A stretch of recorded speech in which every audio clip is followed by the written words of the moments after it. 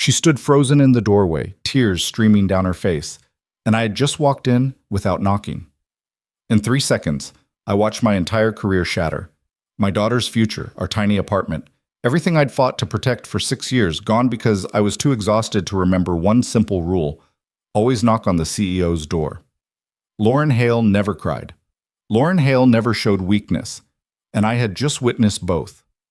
The most powerful woman in the building turned to face me, and in her eyes, I saw something that terrified me more than any termination letter ever could.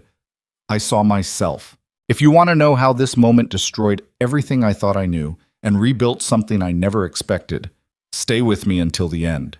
Drop a like and comment your city below so I can see how far this story travels. The alarm screamed at 5:47 a.m., 13 minutes before Evan Brooks had programmed it to wake him. He didn't need to open his eyes to know something was wrong. The mattress beside him was empty. Not unusual, it had been empty for 6 years now, but the apartment held that particular quality of silence that every parent learns to fear. The silence that meant his daughter wasn't where she was supposed to be. Evan's feet hit the cold floor before his brain fully registered movement. The hallway stretched ahead of him, lit only by the gray pre-dawn light filtering through windows he couldn't afford to replace. 3 steps to Lily's door. His hand found the knob, turned it, pushed. Empty bed. Covers thrown back. Pink nightlight still glowing in the corner. His heart seized. "Lily?" His voice came out rough, scratched raw from too little sleep and too much coffee. "Lily, where are you?"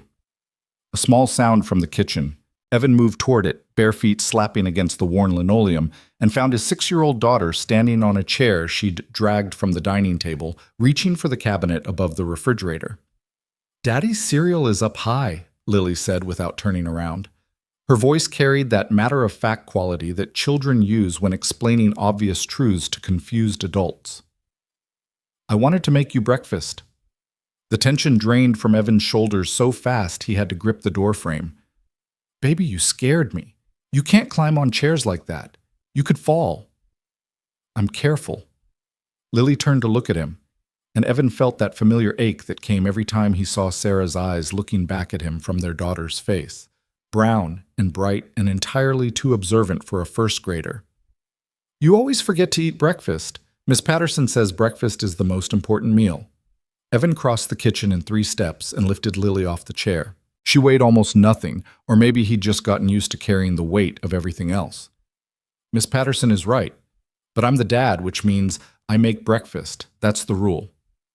"Rules are made to be broken," Lily said. "That's what you said when we had ice cream for dinner last Tuesday." That was different. "How?" Evan set her down on the floor and reached for the cereal box himself. "Because I was the one breaking the rule. Totally different situation." Lily considered this with the gravity of a Supreme Court justice weighing constitutional precedent. "That doesn't seem fair." "Welcome to parenthood." Evan grabbed 2 bowls from the dish rack. "Someday, when you have kids, you'll understand the beautiful hypocrisy of telling tiny humans to do things you would never do yourself."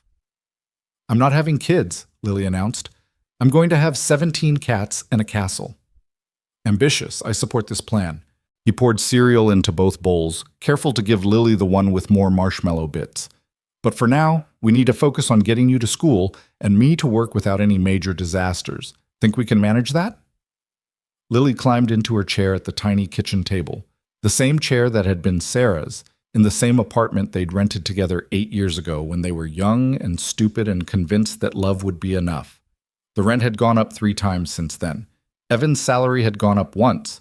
The math didn't work, but he kept making it work anyway because that's what fathers did. "Daddy?" Lily poked at her cereal. "Are you tired?" Evan sat down across from her. "What makes you ask that?" "You look tired, and you made a weird noise when you sat down." "That's just what adults do. We make weird noises. It's part of the package." "Mrs. Chen's daddy doesn't make weird noises. He plays basketball with her after school." The words landed like a punch to the gut, though Evan knew Lily hadn't meant them that way. She was 6. She observed. She reported.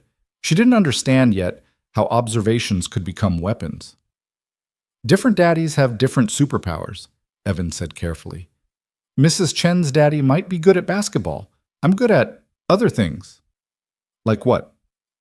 Like making breakfast at 6 in the morning and getting you to school on time and keeping a roof over our heads. He forced a smile. Those are pretty good superpowers, right? Lily thought about it. I guess. But basketball would be cooler. Can't argue with that.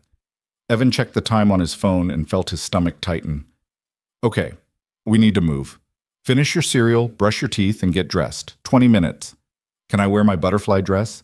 It's in the laundry. But I want to wear it. And I want to win the lottery and retire to a beach somewhere, but we don't always get what we want. Pick something else. Lily's lower lip trembled, a warning sign that every parent learned to recognize, but before the full storm could develop, Evan's phone buzzed with a text message. He glanced at the screen. Urgent. All hands meeting at 8:30. Attendance mandatory. Board presentation moved up. This is not a drill. Marcus Evans stared at the message, then at the time, then at his daughter, who was now constructing a marshmallow tower in her cereal bowl. Lily, baby, I need you to eat faster. Why? Because Daddy's work is apparently trying to kill him this morning. The offices of Hartwell and Associates occupied the top 4 floors of a glass tower in downtown Manhattan that caught the morning sun in a way that made the building look like it was on fire. Evan had always thought it was an appropriate visual metaphor. The company specialized in high-stakes marketing campaigns for clients who measured success in billions, and the internal culture reflected that intensity. People didn't work at Hartwell. They survived it, or they burned out trying. Evan pushed through the revolving doors at 8:17 a.m., 13 minutes before the mandatory meeting and approximately 45 minutes after he'd wanted to arrive. The morning had been a disaster. Lily couldn't find her left shoe, the subway had been delayed, and he'd gotten a frantic call from the after-school program reminding him that his payment was 2 days overdue. The lobby was already buzzing with the particular energy that preceded a major presentation. Evan could feel it in the air, that mixture of caffeine, ambition, and barely suppressed panic that meant someone important was about to demand something impossible. He made it to the elevator just as the doors were closing and squeezed through the gap, earning a dirty look from a woman in a designer suit who clearly didn't appreciate having her personal space invaded. Sorry, Evan muttered. Running late. Clearly, she said, and turned her back to him. The elevator climbed. Evan caught his reflection in the polished doors. Rumpled shirt, tie slightly crooked, dark circles under his eyes that no amount of concealer could hide. He looked exactly like what he was, a single father running on 4 hours of sleep and pure desperation. The doors opened on the 23rd floor, and Evan stepped into chaos. People were rushing in every direction, carrying laptops and files, and that frantic energy of last-minute preparation. He spotted Marcus Chen near the coffee station and made a beeline for him. What's going on? Evan grabbed Marcus's arm. Your text said the board presentation was moved up. It was supposed to be next week. Marcus, who served as the department's unofficial information broker and Evan's closest thing to a work friend, looked like he hadn't slept either. Hamilton Global. Their CEO is flying to Tokyo tonight, so they pushed everything forward. Hale's been in her office since 5 a.m. Evan's stomach dropped. Hale's handling this personally? Hale is handling everything personally. Have you met her? Marcus lowered his voice. She's been on a warpath all morning. 3 people are already crying in the break room. Great. That's great. Exactly what I needed to hear. Just stay out of her way. Keep your head down, do your job, and maybe we all survive until lunch. Marcus patted Evan's shoulder. Good luck. Evan navigated to his desk, a cramped cubicle near the window that offered a partial view of the building across the street. He'd been at Hartwell for 4 years now, long enough to understand the unwritten rules, the invisible hierarchies, the precise calibration of behavior required to avoid becoming a target. The most important rule was simple: avoid Lauren Hale. Everyone knew it. Everyone followed it. Lauren Hale was the CEO of Hartwell and Associates, and she had built her reputation on being untouchable, unreachable, and utterly without mercy. She didn't make small talk. She didn't remember names. She didn't care about excuses, personal circumstances, or the messy realities of human life. Lauren Hale cared about results. And if you couldn't deliver results, you ceased to exist in her universe. In 4 years, Evan had spoken to her exactly twice. Once during his initial interview, when she'd sat in for 10 minutes and asked him a single question, "Why should I care about hiring you?" before leaving without waiting for his answer. And once in the elevator when he'd said good morning and received nothing but a cold stare in response. He'd heard the stories, of course. Everyone had. The executive she'd fired in front of the entire department for missing a deadline. The assistant who'd brought her the wrong type of coffee and found himself reassigned to the mailroom by lunch. The junior associate who'd made the mistake of suggesting she might be wrong about something and simply vanished. No one knew where he'd gone. No one asked. Lauren Hale was a force of nature. You didn't question her. You didn't challenge her. You simply survived her and considered yourself lucky if you made it through another day. Evan powered on his computer and tried to focus on the presentation materials that had landed in his inbox overnight. The Hamilton Global campaign was massive, a complete rebranding effort for a tech company that was pivoting from hardware to software. Evan's team was responsible for the social media strategy, a small piece of a much larger puzzle. The work was good. The work had always been good. That was the thing nobody seemed to notice. Evan was actually excellent at his job. He had an instinct for understanding what audiences wanted, for crafting messages that resonated, for seeing connections that others missed. But excellence didn't matter at Hartwell. What mattered was visibility. What mattered was showing up early and staying late and being seen performing the rituals of corporate dedication. And Evan couldn't do that. Not when Lily's school called at 2 p.m. because she had a fever. Not when the after-school program closed at 6 and the subway was delayed and there was no one else to pick her up. Not when being a father, being a good father, meant constantly choosing between his child and his career. He'd made his choice 6 years ago, the day Sarah died and left him holding a newborn with no instruction manual and a grief so deep he could barely breathe. He'd chosen Lily. He would always choose Lily. But the cost of that choice was becoming harder to pay. "Brooks!" Evan looked up. His supervisor, Janet Morrison, stood at the entrance to his cubicle with the expression of someone delivering bad news. "Morning, Janet. The presentation materials for Hamilton Global. Are they ready?" "Almost. I just need to Hale wants to review everything by 9. That's 40 minutes. "I know. I'm working on it." Janet's expression didn't change, but something in her eyes shifted. Disappointment, maybe, or pity. "Evan, I need you to understand something. This presentation could make or break the entire department. Hamilton Global is worth $50 million annually. If we lose them because something wasn't ready, it'll be ready." "Will it? Because I noticed you weren't here until after 8. Again."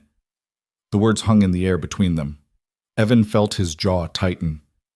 "My daughter had an issue this morning. I got here as fast as I could." "Your daughter always has an issue." Janet sighed. The sigh of a manager who'd had this conversation too many times. "I like you, Evan. Your work is good when you're focused. But you're not focused. You're distracted. You're unreliable. And today is not the day for unreliable." "I understand. I hope you do." She turned to leave, then paused. "The materials go directly to Hale's office. Don't be late." Evan watched her walk away, then turned back to his computer screen. His hands were shaking slightly. From exhaustion or anger or fear, he couldn't tell anymore. Maybe all three. He pulled up the presentation files and started working. At 8:52 a.m., Evan finished the final revisions and saved the files to the shared drive. He was sweating despite the aggressive air conditioning, and his coffee had gone cold hours ago. The all-hands meeting was starting in 8 minutes, but the presentation materials needed to reach Lauren Hale's office first. Janet had been very clear about that. Evan grabbed the folder, a physical copy, because Hale was known to prefer reviewing printed materials, and headed for the elevator. The executive floor was on 25, separated from the common workers by 2 levels of middle management and an atmosphere that grew progressively more intimidating with each ascending floor. The elevator doors opened onto a corridor of polished marble and muted lighting. Evan had been up here exactly once before, during a company-wide crisis that required all hands on deck. He remembered thinking it looked like a very expensive funeral home. Hale's office was at the end of the hall, behind a heavy wooden door that seemed designed to discourage approach. Evan walked toward it, folder clutched in his hands, mentally rehearsing what he would say if he encountered anyone. just dropping off materials, in and out, no eye contact, no complications. He reached the door, raised his hand to knock. And then he heard it. A sound that didn't belong. A sound that made him freeze with his knuckles an inch from the wood. Someone was crying. Not loud crying, not the dramatic sobbing of a breakdown, but soft, broken sounds, the kind of crying that happens when someone is trying desperately to hold themselves together and failing. Evan stood there, paralyzed by indecision. His hand hovered in the air. His brain screamed at him to walk away, to leave the folder with Hale's assistant, to pretend he'd heard nothing. But the assistant's desk was empty, and the meeting was starting in 6 minutes, and the folder had to be delivered. Just knock. She'll compose herself. You'll hand over the materials and leave. He knocked. 3 short raps against the wood. The crying stopped. Silence. Evan waited. Counted to 5. Counted to 10. No response. He should leave. Every instinct, every survival mechanism developed over 4 years at Hartwell told him to walk away. But the folder, the deadline, Janet's warning echoing in his skull. The materials go directly to Hale's office. Don't be late. Evan reached for the door handle. Later, he would replay this moment 1,000 times, searching for the exact point where he could have made a different choice. But in the moment, operating on no sleep and pure deadline-driven panic, he made the worst decision of his life. He opened the door. Lauren Hale stood by the window, silhouetted against the morning light, and she was crying. Not just crying, weeping. Her shoulders shook with it, her hands pressed against the glass like she was trying to hold herself upright. The legendary composure, the famous Ice Queen demeanor that had made her a legend in the industry, all of it had shattered, and what remained was a woman in visible, devastating pain. She turned. Their eyes met, and Evan watched his entire career end in the space of 3 heartbeats. Get out. Her voice came out hoarse, wrecked, nothing like the commanding tone he'd heard in meetings and presentations. Get out right now. I'm sorry, I didn't... The materials... Evan stumbled over his words, backing toward the door. Janet said to deliver them directly, and I knocked, but no one answered, and... I said, get out. The words cracked like a whip. Lauren's hands were shaking as she swiped at her face, trying to erase the evidence of tears that Evan had already witnessed.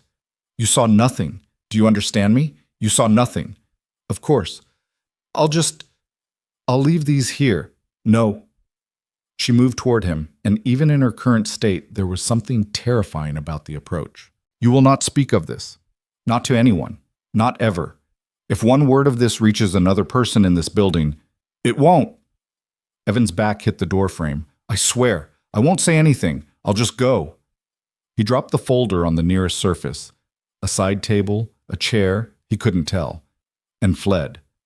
The hallway stretched endlessly ahead of him.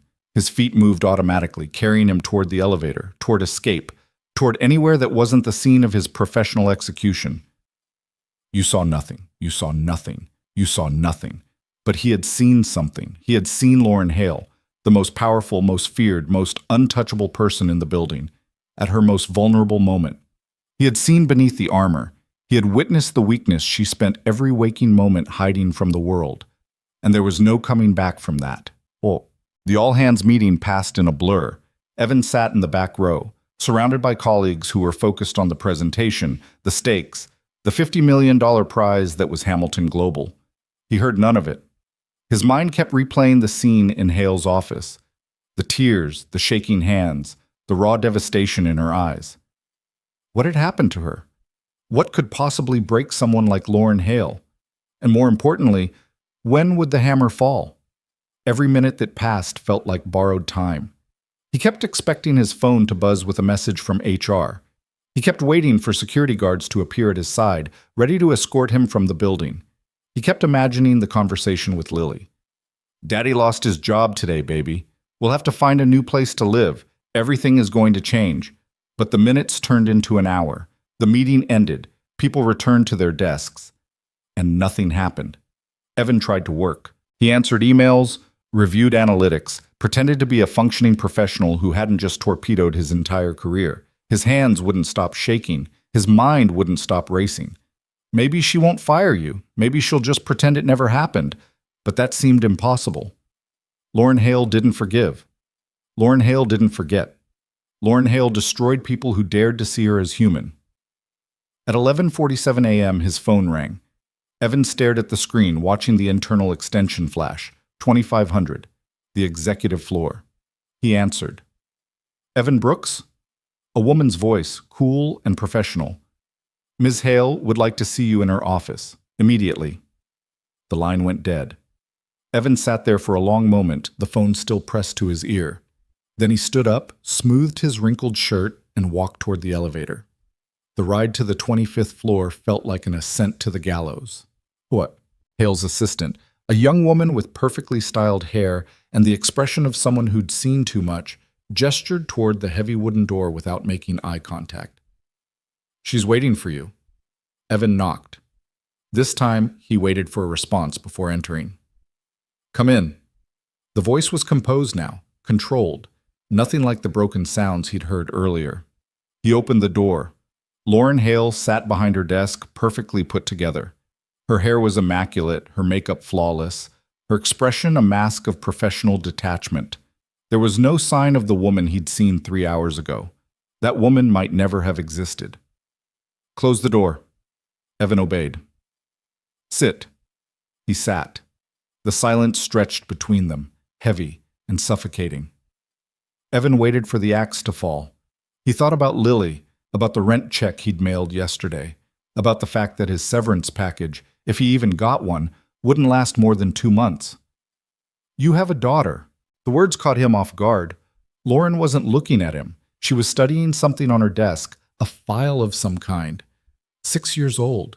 1st grade. Yes. Evan's voice came out as a whisper. He cleared his throat. Yes. Lily. Your wife died during childbirth. Complications.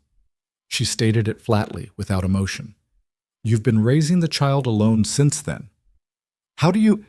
I know everything about the people who work for me, Mr. Brooks. I know that you've been late to work 47 times in the past 12 months. I know that you've left early on 32 occasions. I know that you've received 2 formal warnings about your attendance and that a 3rd warning would result in termination. Evan's stomach clenched. I can explain. I'm not finished. Her eyes finally met his, and he saw something there he didn't expect. Not anger, not contempt. Something closer to recognition. I also know that your performance reviews are consistently excellent. I know that the Hamilton global social media strategy you developed has been praised by the client as innovative and effective. I know that despite your attendance issues, you complete more projects successfully than employees who work twice your hours. Thank you? It wasn't a compliment. It was an observation. She leaned back in her chair. Tell me, Mr. Brooks, what did you see this morning? The question hung in the air like a loaded weapon. Evan considered lying, considered claiming ignorance, temporary blindness, sudden amnesia. But something in Lauren Hale's gaze told him she would know. She would see through any pretense, and the punishment for dishonesty would be far worse than the punishment for truth. I saw you crying, he said quietly. I saw you hurting. And what did you think? I thought... He paused, searching for words that wouldn't destroy him. I thought that whatever happened to cause that much pain must have been terrible. I thought that you seemed very alone, and I thought that I should never have opened that door without waiting for permission. Lauren studied him for a long moment. Her expression didn't change, but something in her posture shifted almost imperceptibly. 3 years ago, she said finally, I lost my husband. Heart attack. He was 44 years old, ran marathons, ate organic everything, did all the right things. A muscle twitched in her jaw. He collapsed in our kitchen while I was at work. By the time the paramedics arrived, he was gone. Evan didn't know what to say. He hadn't known she'd been married. He hadn't known anything about her personal life at all. Today is the anniversary of his death, she continued. I don't handle it well. Usually I take the day off, but with Hamilton Global, with the presentation moving up, she trailed off. I thought I could manage. I was wrong. I'm sorry. The words felt inadequate, but they were all he had. I'm so sorry for your loss.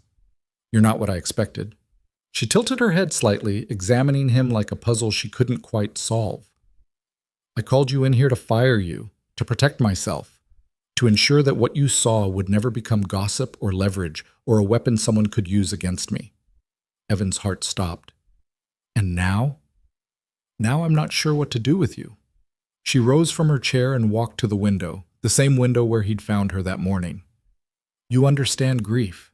You understand what it means to carry loss while pretending to function. You've been doing it for 6 years. Some days are easier than others. Yes. She turned to face him. I've been watching you, Mr. Brooks. Long before today. I noticed you because you irritated me. Always rushing in late, always leaving early, always making excuses. I thought you were lazy, uncommitted. I thought you were taking advantage of the company's flexibility. I wasn't. I know that now. Oh, I had HR pull your complete file this morning. She nodded toward the documents on her desk. 32 instances of leaving early. 28 of those were because your daughter was sick or had an emergency. The other 4 were parent-teacher conferences. 47 late arrivals. 40 of those corresponded with documented delays in the subway system or issues at your daughter's school. Her eyes met his. You weren't being lazy, Mr. Brooks. You were surviving. Evan felt something shift in his chest, some knot of tension he'd been carrying for years without realizing it. No one's ever looked at the reasons before. Most people don't care about reasons. They care about optics. She returned to her desk but didn't sit down. I built this company on efficiency and results. I cultivated a reputation for being cold because warmth was seen as weakness. I chose to be feared because being loved didn't protect you when things went wrong. Did it work? What do you mean?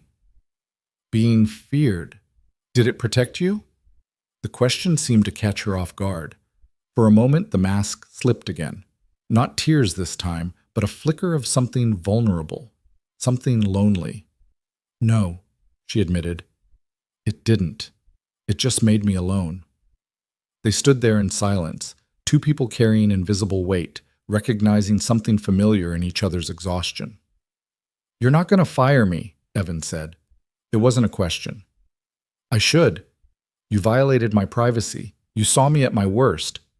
You're a liability. But? Lauren Hale smiled, a small, tired thing that looked unfamiliar on her face. But I'm so tired of being alone. And you're the first person in 3 years who's looked at me like I'm actually human. You are human. Everyone is. Not everyone acts like it. She picked up a pen from her desk and set it down again, a nervous gesture that seemed entirely out of character. I'm not going to fire you, Mr. Brooks, but I'm going to ask you something. What? Tell me about her, your daughter, Lily. She sat down heavily, as if the weight of the morning had finally caught up with her. Tell me what it's like, being a parent, having someone who needs you to come home. Evan thought about Lily, about marshmallow cereal and butterfly dresses, and the sound of her laughter echoing through their tiny apartment. He thought about the fierce, overwhelming love that kept him going when everything else fell apart. It's terrifying, he said honestly. Every single day is terrifying. You're responsible for this entire person, and they're counting on you. And half the time you have no idea what you're doing. You make mistakes constantly. You're never good enough. You're always tired and usually broke, and there's no one to help you figure it out. That sounds awful. It is. Evan smiled despite himself. It's also the only thing that makes any of this worthwhile. She looked at me this morning, really looked at me, and told me I was tired. She was trying to make me breakfast because she was worried about me. She's 6 years old, and she's already trying to take care of me. That's, Lauren paused, searching for the word. That's beautiful. Yeah. Evan felt his throat tighten. It is. They sat together in the quiet of her office, 2 strangers who had accidentally stumbled into each other's pain and found something unexpected there. Not friendship, exactly. Not yet. But something. A beginning. Evan returned to his desk at 12:34 p.m., exactly 47 minutes after he'd expected to be escorted from the building by security. Marcus materialized at his cubicle before he could even sit down.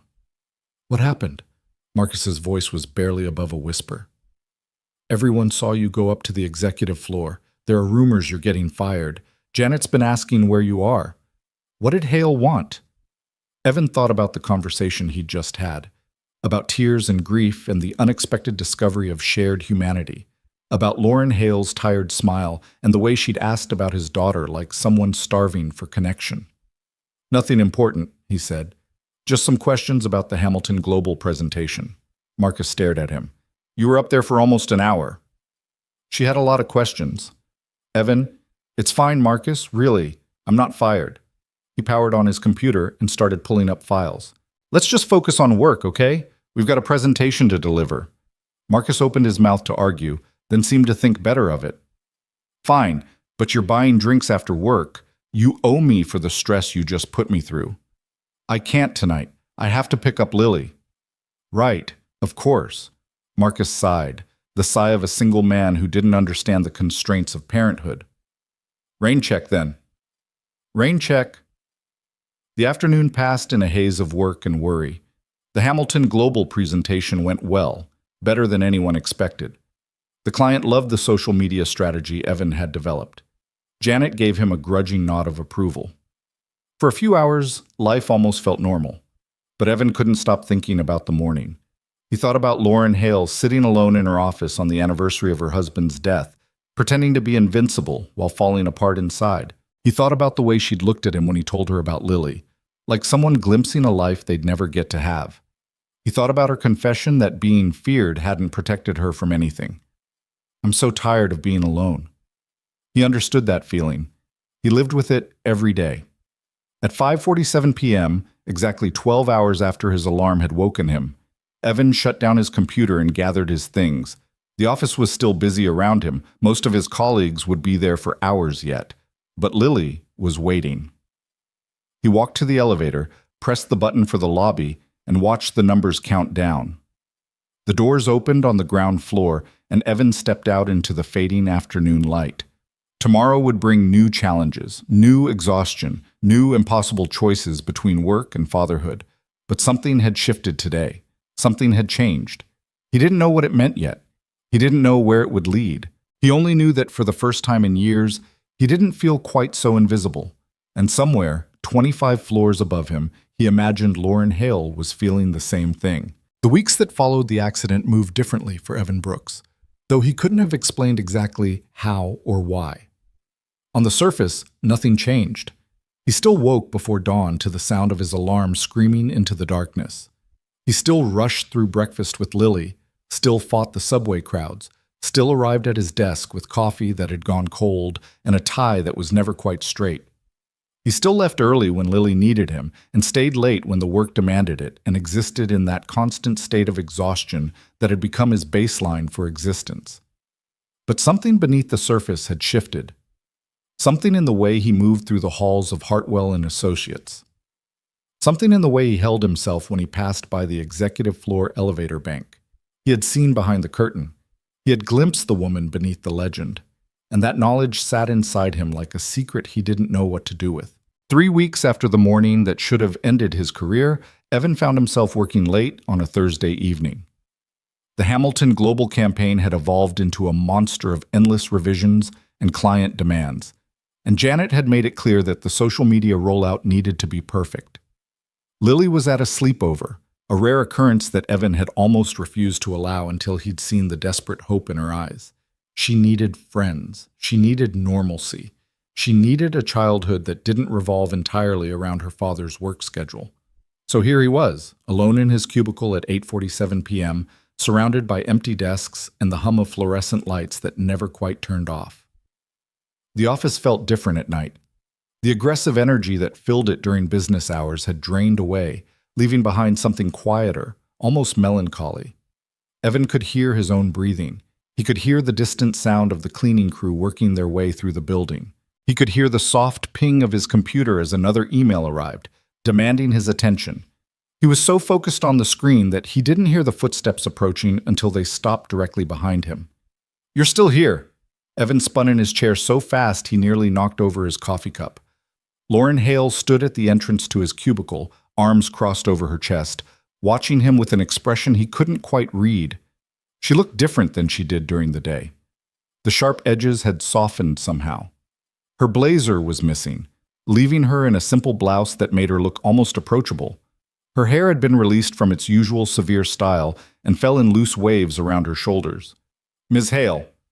Evan stood up too quickly, banging his knee against the desk. I wasn't expecting it."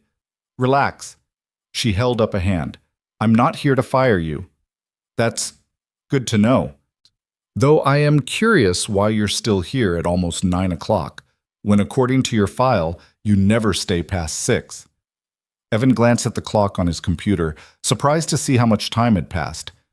"My daughter's at a sleepover. First one ever. She's been asking for months, and I finally—" He trailed off, unsure why he was explaining himself. "I figured I'd use the time to get caught up." Lauren nodded slowly. "The Hamilton Global Project." "Yes. The social media rollout is next week, and there are still some issues with the targeting parameters that I wanted to—" He stopped himself. "Sorry, you probably don't want to hear about targeting parameters. I probably know more about targeting parameters than most people in this building." A ghost of a smile crossed her face. "I didn't always sit in the corner office, Mr. Brooks. I started in a cubicle not so different from this one." "I didn't know that. Most people don't. They see me now and assume I was born in a boardroom." She glanced around the empty office space. 22 years ago, I sat at a desk exactly like yours, working until midnight because I had something to prove. Because I thought if I worked hard enough, sacrificed enough, nothing bad could ever happen to me. Evan thought about that morning 3 weeks ago. About tears and shattered composure and grief that had accumulated over 3 years of silent suffering. Did it work? "What do you think?" He didn't answer. He didn't need to. Lauren moved into the cubicle, his space, and sat down in the spare chair that usually held his jacket. It was such an unexpectedly human gesture that Evan didn't know how to respond. "I've been thinking about our conversation," she said quietly. "The things you told me about your daughter, about what it's like to be a parent. Oh, I never had children. David and I, my husband, we always said someday. There was always another promotion to chase, another deal to close, another reason to wait." Her voice held steady, but something flickered in her eyes. "And then someday became never." Evan sat back down slowly, facing her.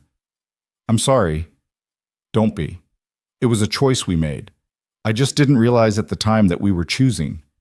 She looked at him directly then, and he was struck again by how different she seemed in this context. Late at night, without the armor of her office and her title. "Tell me something true, Mr. Brooks." "About what?" "About anything.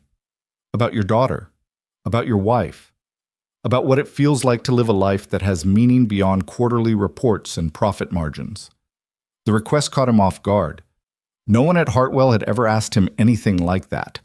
No one at Hartwell had ever seemed to care about anything beyond his productivity metrics and his attendance record. "I don't know if my life has more meaning than anyone else's," he said carefully. "Most days I'm just trying to survive. I wake up exhausted. I go to work exhausted. I come home exhausted. I make dinner, I help with homework, I read bedtime stories, and then I collapse and do it all again the next day." "That sounds terrible." "It is, sometimes."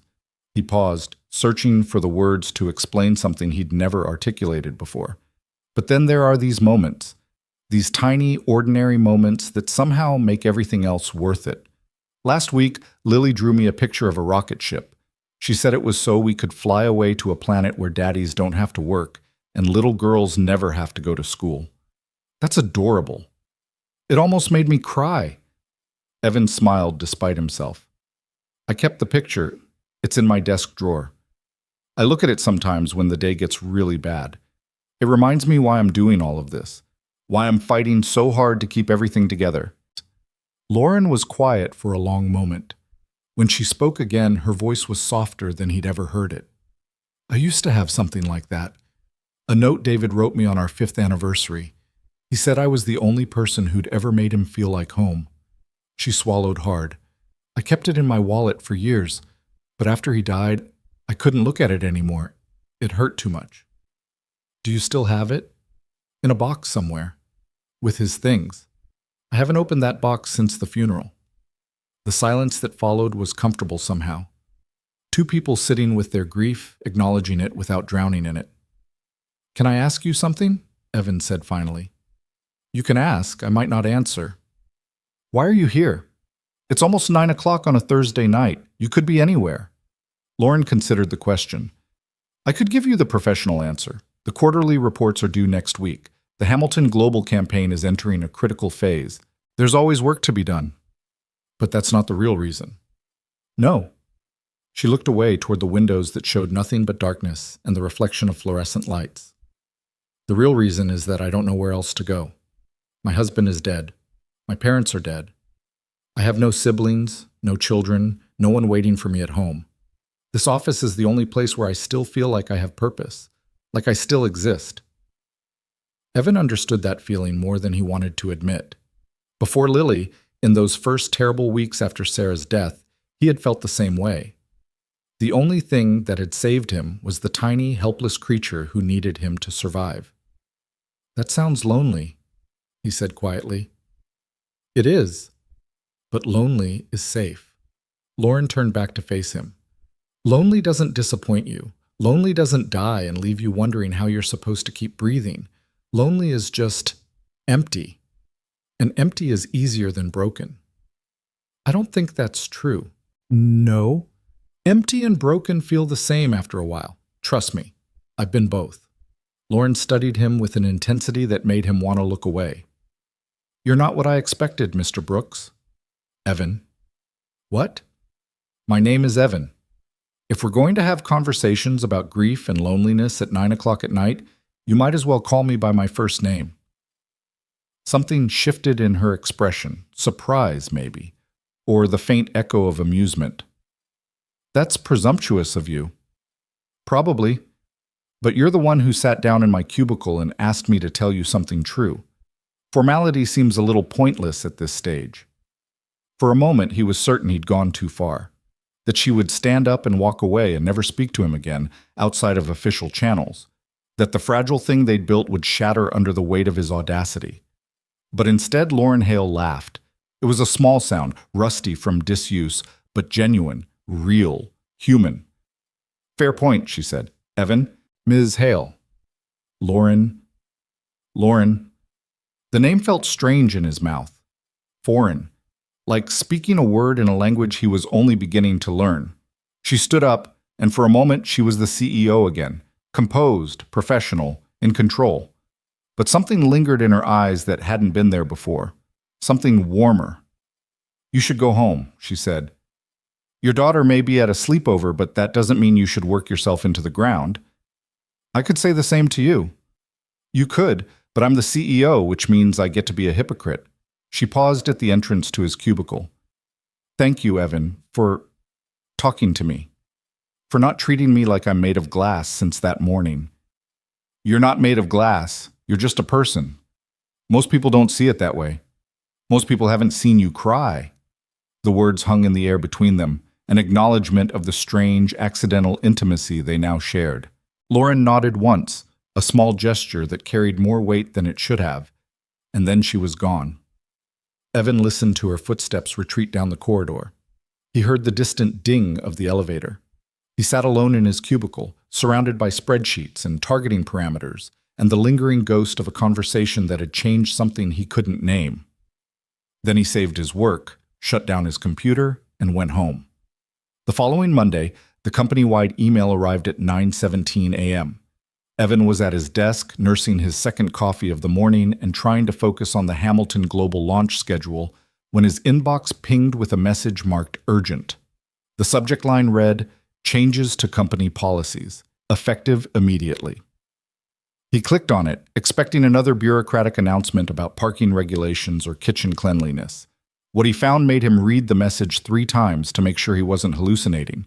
Effective immediately, Hartwell and Associates would be implementing a flexible work policy for employees with caregiving responsibilities. This included adjusted start times, remote work options 2 days per week, and emergency leave provisions for unexpected family situations. The policy had been approved by the board of directors and would apply to all employees regardless of department or seniority level. The email was signed by Lauren Hale. Evan stared at the screen, his coffee growing cold in his hands. Around him, he could hear the buzz of conversation as his colleagues processed the same information. "Did you see this?" Marcus appeared at the entrance to his cubicle, eyes wide. "Flexible work policies from Hale? I thought I was having a stroke when I read it. I saw it. This is unprecedented. She's never done anything like this. She's never cared about anything except results and productivity." Marcus lowered his voice. "Do you think something happened to her? Like maybe she's sick? Or having some kind of breakdown?" Evan thought about Thursday night, about Lauren sitting in his spare chair, asking him to tell her something true, about the loneliness in her voice when she admitted she had nowhere else to go. "I think," he said carefully, "that people are more complicated than we give them credit for." "What does that mean?" "It means maybe she's not having a breakdown. Maybe she's just evolving."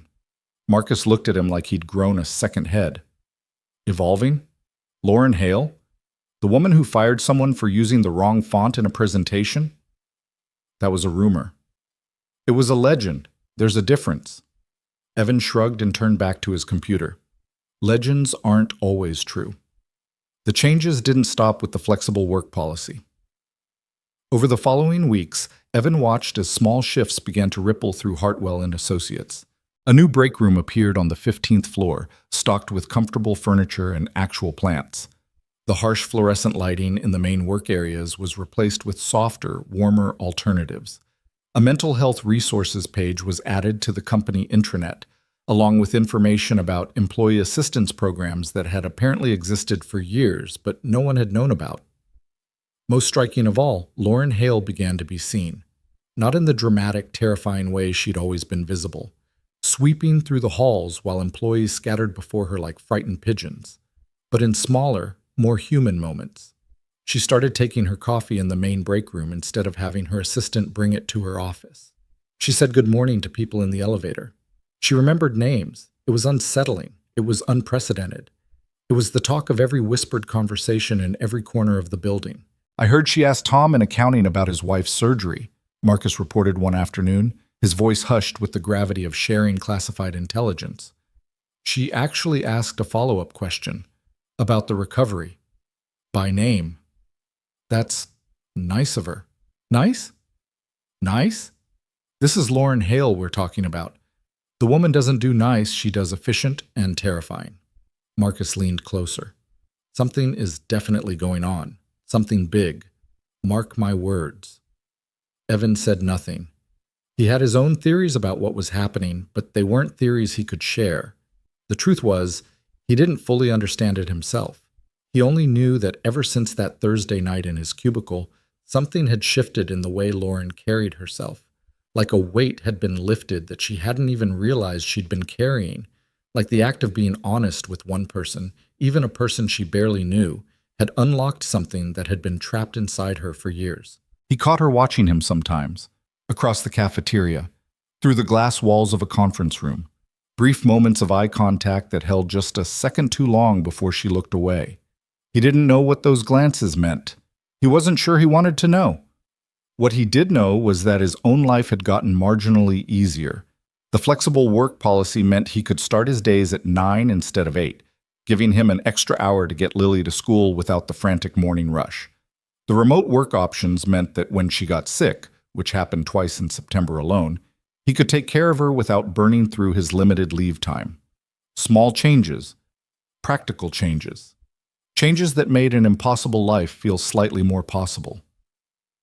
He thought about thanking Lauren, but every time he considered approaching her, something held him back. She was still the CEO. He was still a mid-level employee with a spotty attendance record and a cubicle by the window. The strange intimacy they'd developed felt fragile, confined to late nights and empty offices and moments stolen from the normal order of things.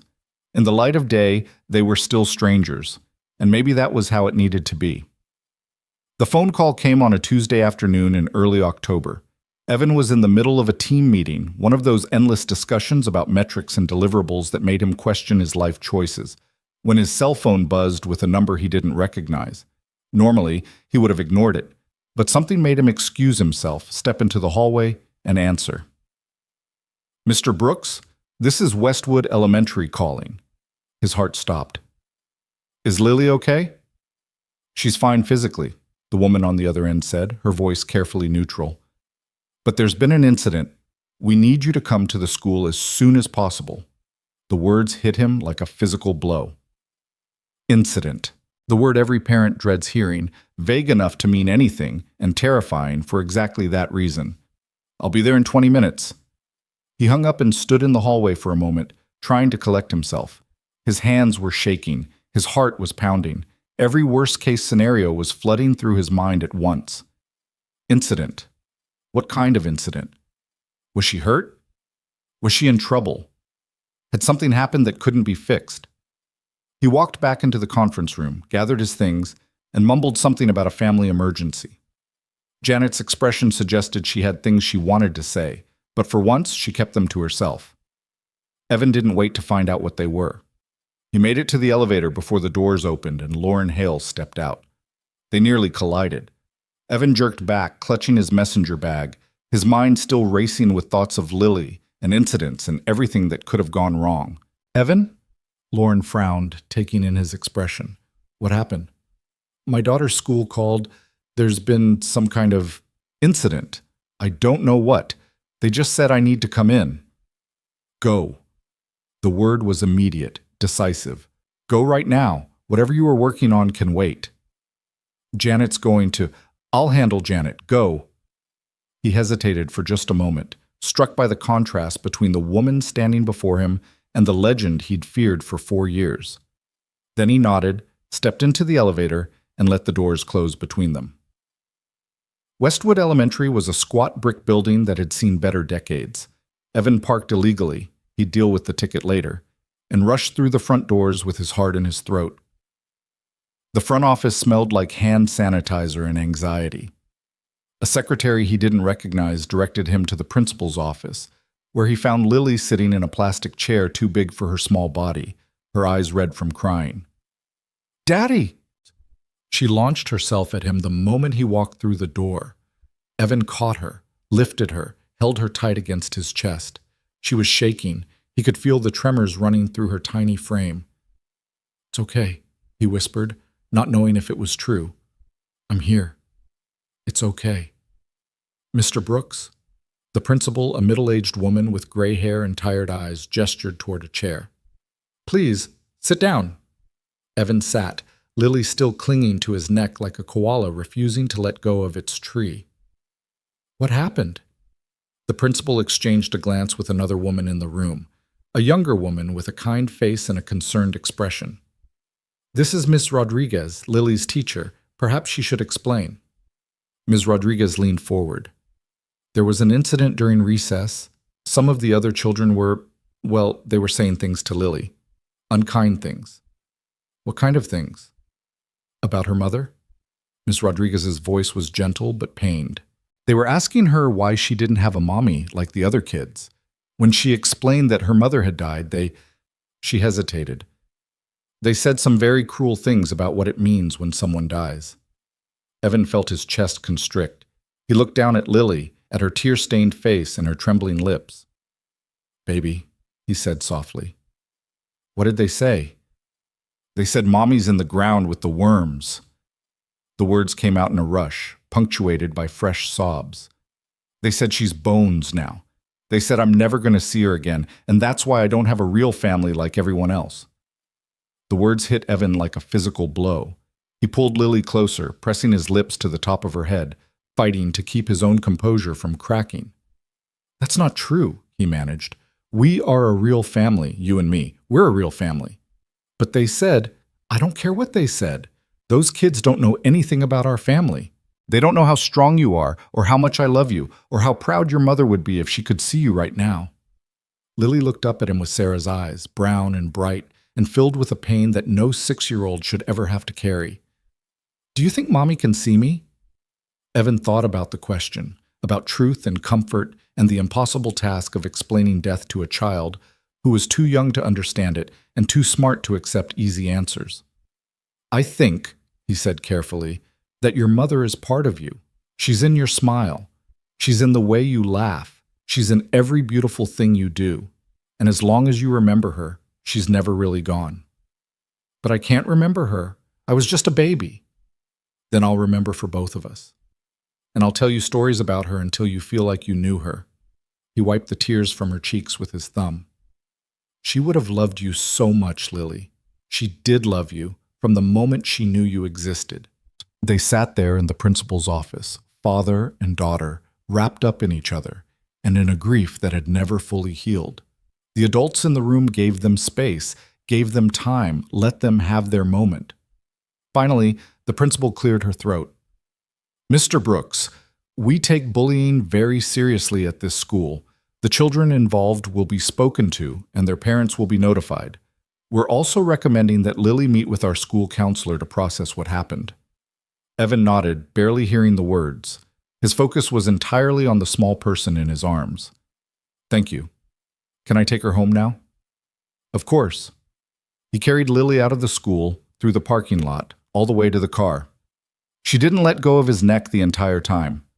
That night, after Lily had finally fallen asleep with her favorite stuffed rabbit clutched against her chest, Evan sat alone in their kitchen and cried. He cried for Sarah, for everything she'd missed and everything Lily would never have.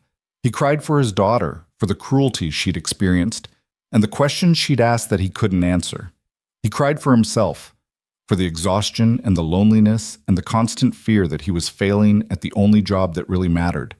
He cried until there was nothing left. And then, because there was no other choice, he wiped his face and started planning how to make tomorrow better.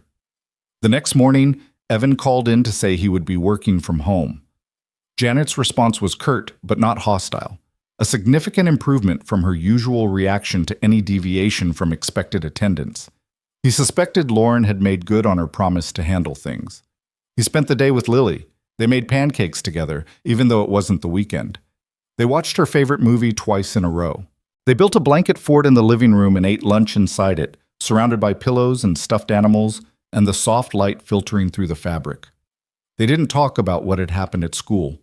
Evan knew they would need to eventually. There were conversations that needed to be had, wounds that needed to be tended. But for now, he focused on making her feel safe, making her feel loved, making her feel like the most important person in the world, because she was. She was his whole world. And he would do anything, sacrifice anything, to protect her. Around 3 in the afternoon, while Lily was napping on the couch with the stuffed rabbit under her arm, Evan's phone buzzed with a text message. The sender was unlisted, but the message was unmistakable. I heard about what happened. Is she okay? He stared at the screen for a long moment. Only one person could have heard about it and cared enough to ask. Only one person had his number who wasn't already in his contacts. She will be, he typed back. Thank you for asking. The response came almost immediately. If you need more time, take it. Work will be there when you get back. Your daughter needs you now. Evan felt something loosen in his chest, a tension he hadn't known he was carrying. I appreciate that, he wrote. More than you know. 3 dots appeared, then disappeared, then appeared again. Finally, I never had anyone tell me it was okay to put family first. I wish I had. Maybe things would have been different. He didn't know how to respond to that. The vulnerability in the message felt almost painful, a glimpse behind the curtain that he wasn't sure he was meant to see. It's not too late, he typed finally, to do things differently. It's never too late. The response took longer this time. When it came, it was just 2 words. Maybe not. Evan put down his phone and looked at his daughter, still sleeping peacefully on the couch. Her face was relaxed, free of the tension and pain that had marked it yesterday. In sleep, she looked exactly like her mother. He thought about Lauren's message, about the choices she'd made and the life she'd built and the loneliness that had resulted. He thought about the choices he'd made too, different choices, but choices that had their own costs, their own consequences. Maybe they were both just people doing the best they could with the hands they'd been dealt. Maybe that's all anyone was, really. Just people trying to survive, trying to find meaning, trying not to disappear under the weight of everything they carried. The thought was strangely comforting. Evan sat back in his chair, closed his eyes, and let himself rest. Tomorrow would bring new challenges, new exhaustion, new impossible decisions. But for now, in this moment, he had everything he needed. His daughter was safe. His job was secure. And somewhere in a glass tower downtown, there was someone who understood. It wasn't much, but it was enough. The autumn turned cold in late October, and with it came the kind of relentless pressure that made Evan feel like he was running on a treadmill set to maximum speed with no way to step off. The Hamilton Global campaign had been a success, a roaring, record-breaking success that had earned the company their largest quarterly bonus in 5 years. But success at Hartwell and Associates was never allowed to stand alone. Success was merely the foundation upon which greater expectations were built, and now those expectations loomed over Evan like a shadow he couldn't escape. The Meridian Industries pitch was consuming everything. It had arrived in early October as a rumor, then solidified into reality by mid-month. Meridian Industries was one of the largest pharmaceutical companies in the country, and they were looking for a new marketing partner. The contract was worth $80 million over 3 years. Every major agency in New York was competing for it, and Lauren Hale had made it clear, without explicitly saying so, that losing was not an option. The pitch presentation was scheduled for November 15th. That date had been circled on Evan's calendar in red, a deadline that grew more terrifying with each passing day. But there was another date circled on his calendar, another date that had been there much longer, written in Lily's careful first-grade handwriting with purple marker she'd insisted on using. November 15th was also the date of Lily's school recital. Evan had known about the conflict for weeks. He'd stared at those 2 entries, one in red and one in purple, and felt the familiar crushing weight of impossible choices pressing down on his chest. The recital was Lily's first major performance. She'd been practicing her song for months, singing it in the shower, humming it at breakfast, performing it for her stuffed animals every night before bed. She'd made him promise, pinky promise, the most sacred oath in a 6-year-old's universe, that he would be there. But the Meridian pitch was make or break for his career. Janet had made that abundantly clear in their last performance review, her words carrying the unmistakable weight of a final warning. Evan's attendance issues had been noted. His dedication had been questioned. His future at the company depended on proving himself during this critical period, and the presentation was scheduled for 2 p.m. on November 15th, the same time as Lily's recital. For 3 weeks, Evan had been trying to find a solution. He'd asked if the presentation time could be moved. Impossible, the Meridian executives had a flight to catch. He'd asked if someone else could handle his portion. Out of the question, his social media strategy was central to the pitch. He'd even considered calling in sick, but that would only delay the inevitable and destroy whatever credibility he had left. There was no solution. There was only choice. And Evan knew, with a certainty that made him physically ill, which choice he was going to have to make. The night of November 10th, 5 days before the deadline, Evan sat on the edge of Lily's bed and watched her practice her song one more time. She stood in the middle of her small bedroom, hands clasped in front of her like she'd seen performers do on television, her voice high and sweet and achingly pure. When she finished, she looked at him with those brown eyes, Sarah's eyes, and her whole face lit up with hope. "Was that good, Daddy? Was that the best one yet?" "It was perfect, baby. Absolutely perfect." "And you'll be there to watch?" "You promised." The words cut through him like a blade. Evan felt his throat constrict, felt the familiar pressure building behind his eyes that he'd learned to suppress years ago. "Lily, I need to talk to you about something." Her smile faltered. Children could sense these things. They could feel the shift in atmosphere, the change in tone, the subtle signals that told them something bad was coming. "What's wrong?" Evan took her hands in his, so small, so fragile, the hands that had reached for him in the hospital 6 years ago, tiny fingers wrapping around his thumb while the world fell apart around them. "The day of your recital. There's something happening at work. Something really important that I can't miss." "But you promised." I know I did, and I'm so sorry, baby. I'm so sorry." Lily's lower lip began to tremble. The hope in her eyes dimmed, replaced by something that looked too much like understanding, too much like acceptance of a disappointment she'd already learned to expect. "You're not coming." "I'm going to try. I'm going to do everything I can to be there, but I need you to know that if I can't make it, it's okay." The words came out small and flat. Wrong. 6-year-olds shouldn't sound like that. 6-year-olds should cry and scream and demand fairness from an unfair world. They shouldn't already know how to accept being let down. It's not okay, Evan said fiercely. It's not okay, and I need you to know that. I need you to know that if I could be in two places at once, I would choose you. I will always choose you. But sometimes, grown-up responsibilities. I know. Lily pulled her hands from his and climbed into bed, turning away from him to face the wall. The other kids' daddies come to things, but you have to work. It's okay. The word shattered something in Evan's chest. He sat there for a long moment, staring at the back of his daughter's head, watching her shoulders rise and fall with the careful, controlled breathing of a child trying not to cry. I love you, he whispered. She didn't respond.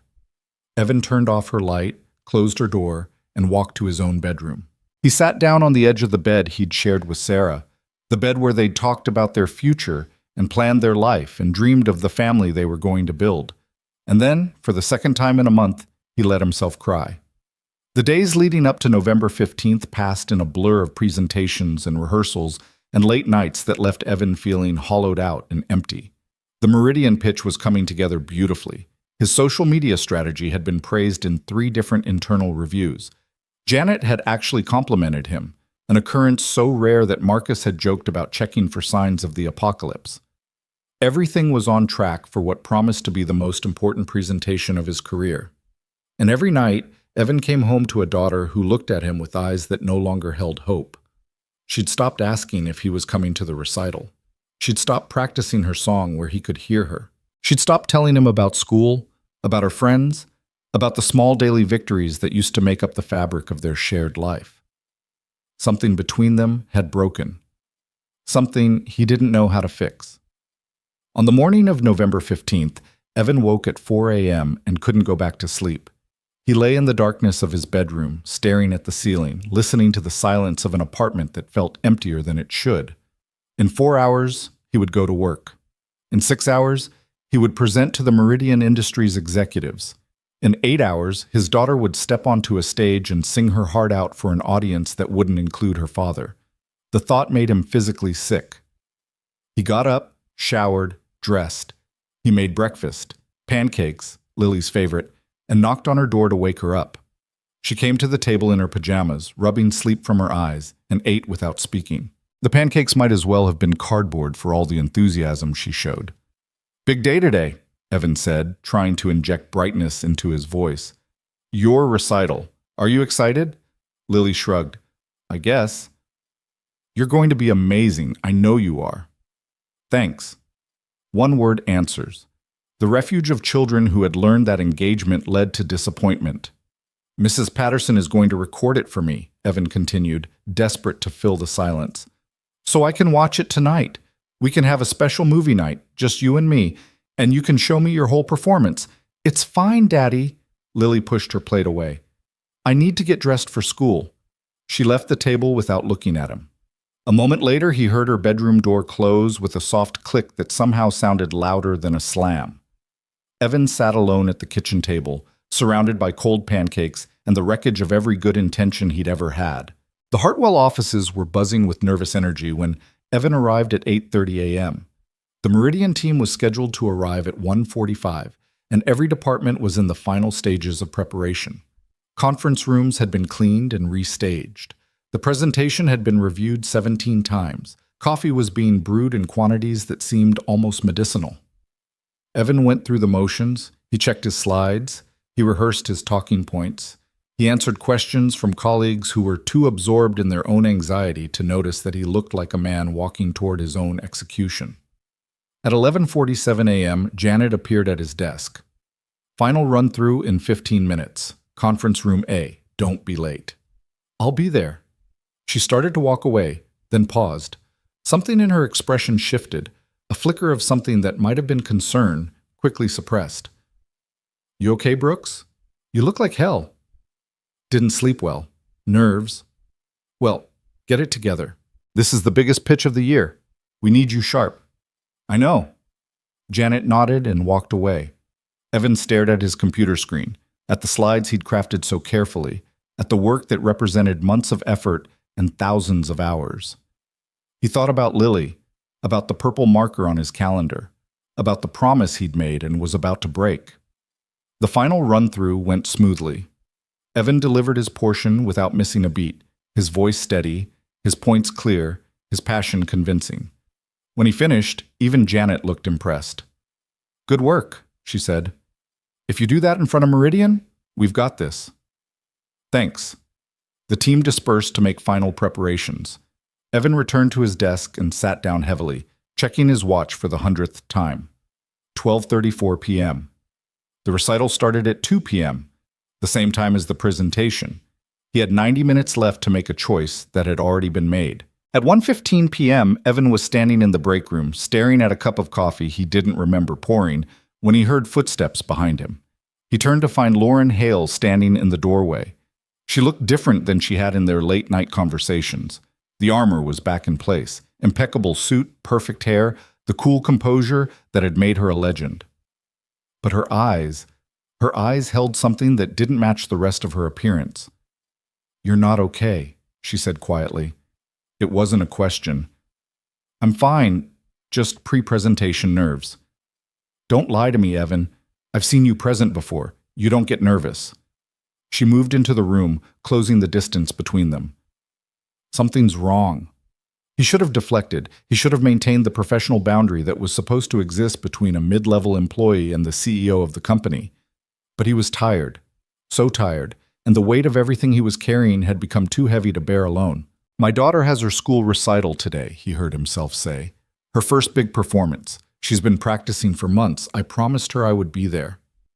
"The presentation is at 2. "I know. The recital is at 2. "I know." Lauren was quiet for a long moment. When she spoke again, her voice was softer than he'd ever heard it in a professional setting. "What are you going to do?" Evan laughed. A hollow, broken sound. "What can I do? I'm going to stand up in front of the Meridian executives and deliver the best presentation of my life. I'm going to help win $80 million in contracts. And while I'm doing that, my 6-year-old daughter is going to look out at the audience for her father's face and not find it. And that's breaking you. It broke me days ago. I'm just now starting to feel the pieces." Lauren set down the tablet she'd been carrying. She crossed her arms over her chest, and for a moment, Evan saw something flicker across her face. A decision being made, a calculation being completed. "What would happen," she said slowly, "if you weren't at the presentation?" "I'd probably lose my job." "That's not what I asked. I asked what would happen to the presentation itself." Evan frowned, trying to understand where she was going. "The presentation it would be less effective without the social media section, but it wouldn't fall apart entirely. The core strategy is solid. Janet could cover most of my points if she had to." "And if I told you to leave right now, to go to your daughter's recital?" The words didn't make sense. They couldn't make sense. This was Lauren Hale, the woman who had built an empire on excellence, who had never accepted anything less than total commitment, who had fired people for far smaller infractions than abandoning a major pitch. "I would say you were testing me," Evan said carefully, "seeing if I'd actually take the easy way out." "I'm not testing you." Lauren moved closer, and her voice dropped to barely above a whisper. "I'm telling you to go, right now. Walk out of this building and go watch your daughter sing. I can't. You can. I'm giving you permission, more than permission. I'm ordering you." "The presentation?"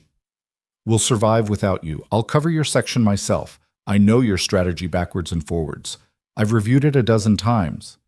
Janet works for me. She'll do what I tell her." Lauren's jaw tightened. "Evan, listen to me. Listen carefully. I spent 15 years making choices like the one you're about to make. I chose work over everything else, over relationships, over experiences, over every moment that might have mattered." Her voice cracked almost imperceptibly. "And do you know what I have to show for it? An empty apartment, a box of my husband's things I can't bring myself to open, and the knowledge that I'll never get those years back. That's different. It's not different. It's exactly the same. You're standing at a crossroads, and you're about to take the path that leads to regret. I know because I've walked that path. I've lived with those regrets. And I will not watch you make the same mistakes I made." Evan stared at her, his mind reeling. "Why do you care?" The question hung in the air between them. Lauren looked at him for a long moment, and in her eyes, He saw something raw and honest and achingly vulnerable. "Because you showed me what it looks like," she said quietly. "A life with meaning. A life that matters beyond quarterly reports and profit margins. You talked about your daughter like she was the center of your universe, and I realized that I've never had anything like that. I've never let myself have anything like that." "Lauren, go." She put her hand on his arm, a brief, surprising touch. "Go right now before you talk yourself out of it. Go watch your little girl sing, and when it's over, tell her that she was perfect. Tell her that her daddy chose her." Evan felt something shift inside him. Some wall that had been holding back a flood of emotion cracked and gave way. "I don't know how to thank you." "You already have. More than you know." Lauren stepped back, and the professional mask slid back into place, but imperfectly now, leaving traces of the woman beneath. "Now get out of here before I change my mind." Evan didn't need to be told twice. He grabbed his jacket from his desk, ignored the confused looks from his colleagues, and made it to the elevator in what felt like 3 strides. The descent to the ground floor took an eternity. The taxi ride to Westwood Elementary took another eternity. Every red light, every stopped car, every delay felt like a personal attack from a universe trying to keep him from where he needed to be. He arrived at the school at 2:07 p.m. The recital had already started. He could hear the muffled sounds of children singing as he pushed through the front doors and rushed toward the auditorium. A teacher tried to stop him. "Sir, the performance has begun," but he barely heard her. He slipped through the auditorium doors as quietly as he could, pressing his back against the wall, scanning the stage for his daughter. The kindergarten class was performing, too young to be Lily's group. Evan had a few minutes.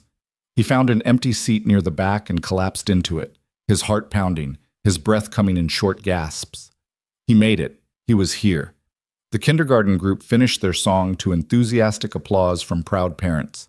Then the first grade class began filing onto the stage, and Evan spotted her immediately. Lily, in the purple dress she'd been saving for months, her hair done up in the elaborate braids she'd begged him to learn from YouTube tutorials. She looked out at the audience. Her eyes swept across the rows of parents and families, and even from this distance, Evan could see the moment when hope began to fade. She was looking for him. She was expecting to not find him. He stood up. The movement caught her attention. Her gaze found his, and for a moment, her whole face transformed.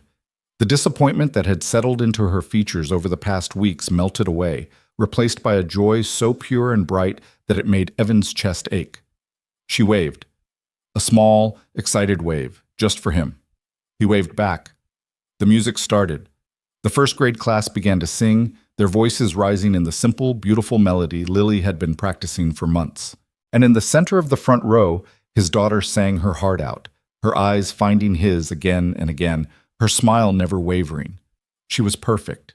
She was absolutely, completely, impossibly perfect. Evan felt tears streaming down his face and didn't bother to wipe them away. Let them fall. Let everyone see. Let the whole world know that he was a father watching his daughter shine, and that there was nothing more important than this moment. When the song ended, when the applause erupted, when Lily took her bow with the solemn pride of someone who knew she'd done something wonderful, Evan cheered louder than anyone else in the room. She found him in the lobby after the performance, running toward him at full speed, launching herself into his arms like a small purple-dressed missile. "You came! Daddy, you came!" "Of course I came." He held her tight, breathing in the familiar scent of her strawberry shampoo. "I promised, didn't I?" "But you said you had work. Work can wait. You can't." He pulled back to look at her face, committing every detail to memory. "You were amazing up there. The best singer on that whole stage." "Really? Really? Your mom would have been so proud." Lily's smile wavered, then steadied. "I sang it for her too, in my head. I pretended she was sitting right next to you." The words hit Evan like a physical blow. He pulled Lily close again, hiding his face in her hair so she wouldn't see the fresh tears that were threatening to fall. "She was," he whispered. "I promise you, she was." They stayed like that for a long moment, father and daughter, holding on to each other in the crowded lobby of an elementary school while the world continued to spin around them. Eventually, Lily pulled back. "Daddy, Can we get ice cream? Evan laughed, a real laugh, the first one in weeks. It's November. So? So ice cream is a summer food. Says who? Says, I don't know. The ice cream rules. Rules are made to be broken. Lily grinned up at him, and he saw his own words reflected back at him in her smile. That's what you said. Evan pretended to consider this seriously. You make a compelling argument. Is that a yes? That's a yes. Lily cheered and grabbed his hand, pulling him toward the door. As they walked out into the cold November afternoon, Evan thought about the choice he'd made, about what it might cost him, about Janet's warnings and the Meridian presentation and the career he might have just sacrificed. And he found, somewhat to his surprise, that he didn't care. Some things were more important than work. Some moments were worth any price. And this ordinary, extraordinary afternoon with his daughter was one of them. They got ice cream. They walked through the park even though it was cold enough to see their breath. They talked about the recital and the song and all the kids who'd forgotten their words and had to be helped by the teacher. They laughed at nothing and everything and the simple joy of being together. When they finally got home, exhausted and happy and still slightly sticky from ice cream, Evan found a text message waiting on his phone. It was from an unlisted number, the same number that had reached out after the bullying incident. The presentation went well. Meridian was impressed. Don't worry about tomorrow. You made the right choice. Evan stared at the message for a long moment. Then he typed back 2 simple words. Thank you. The response came almost immediately. Thank you for reminding me what matters. He put down the phone and looked at his daughter, who had curled up on the couch with her stuffed rabbit and was already half asleep. What matters? He knew now, with a certainty he'd never felt before, exactly what that meant. The morning after the recital, Evan woke to something he hadn't felt in years. Peace. The November light filtered through his bedroom curtains with a gentleness that seemed almost deliberate, and for the first time in longer than he could remember, he didn't immediately reach for his phone to check for work emergencies. He simply lay there, listening to the quiet sounds of the apartment, the distant hum of traffic, the soft creak of old pipes, and somewhere down the hall, the barely audible sound of Lily talking to her stuffed animals. She was happy. He could hear it in her voice, in the lilting way she was narrating some imaginary adventure for her rabbit and her bear. The flatness that had crept into her tone over the past weeks was gone, replaced by the bright, boundless energy that children possessed when they felt secure in their world. He had given her that. By choosing her, by showing up when everything told him he shouldn't, he had restored something precious that had been slipping away. But peace, Evan knew, was a temporary state. The world had a way of intruding, of demanding its due, of pulling people back for moments of grace into the grinding machinery of ordinary life. His phone buzzed on the nightstand. He reached for it reluctantly, already bracing for whatever crisis awaited. The message was from Marcus. Dude, where were you yesterday? Janet is losing her mind. Call me. Evan stared at the screen, then set the phone down without responding. Whatever storm was brewing at Hartwell could wait another hour. Right now, he had pancakes to make. Lily was already dressed when he knocked on her door, an unprecedented occurrence that made him wonder if he'd woken up in an alternate universe. She bounded out of her room with the energy of someone who had slept well and dreamed happy dreams. Daddy! Can we have pancakes again? I was just thinking the same thing. With chocolate chips? Is there any other kind? She grinned and raced to the kitchen, pulling out the chair she always sat in with a proprietary air that made Evan smile. He followed more slowly, gathering ingredients, enjoying the simple rhythm of a morning that didn't feel like a race against time. As he mixed the batter, Lily chattered about everything and nothing, the songs she'd sung, the other kids in her class, the teacher who'd forgotten to turn on her microphone at the beginning of the show. Every few sentences she would pause and look at him with an expression that broke his heart a little. You really came, she said for perhaps the 10th time. You really, really came. I really, really did. Mrs. Chen's daddy wasn't there. She was sad. I'm sorry to hear that. But you were there. Lily's voice held a note of wonder, as if she still couldn't quite believe it. Even though you had work, Evan flipped a pancake and turned to face her. Lily, I need you to understand something. Work is important. It helps us pay for this apartment and your school and all the things we need, but you are more important. You will always be more important. Even when you get in trouble?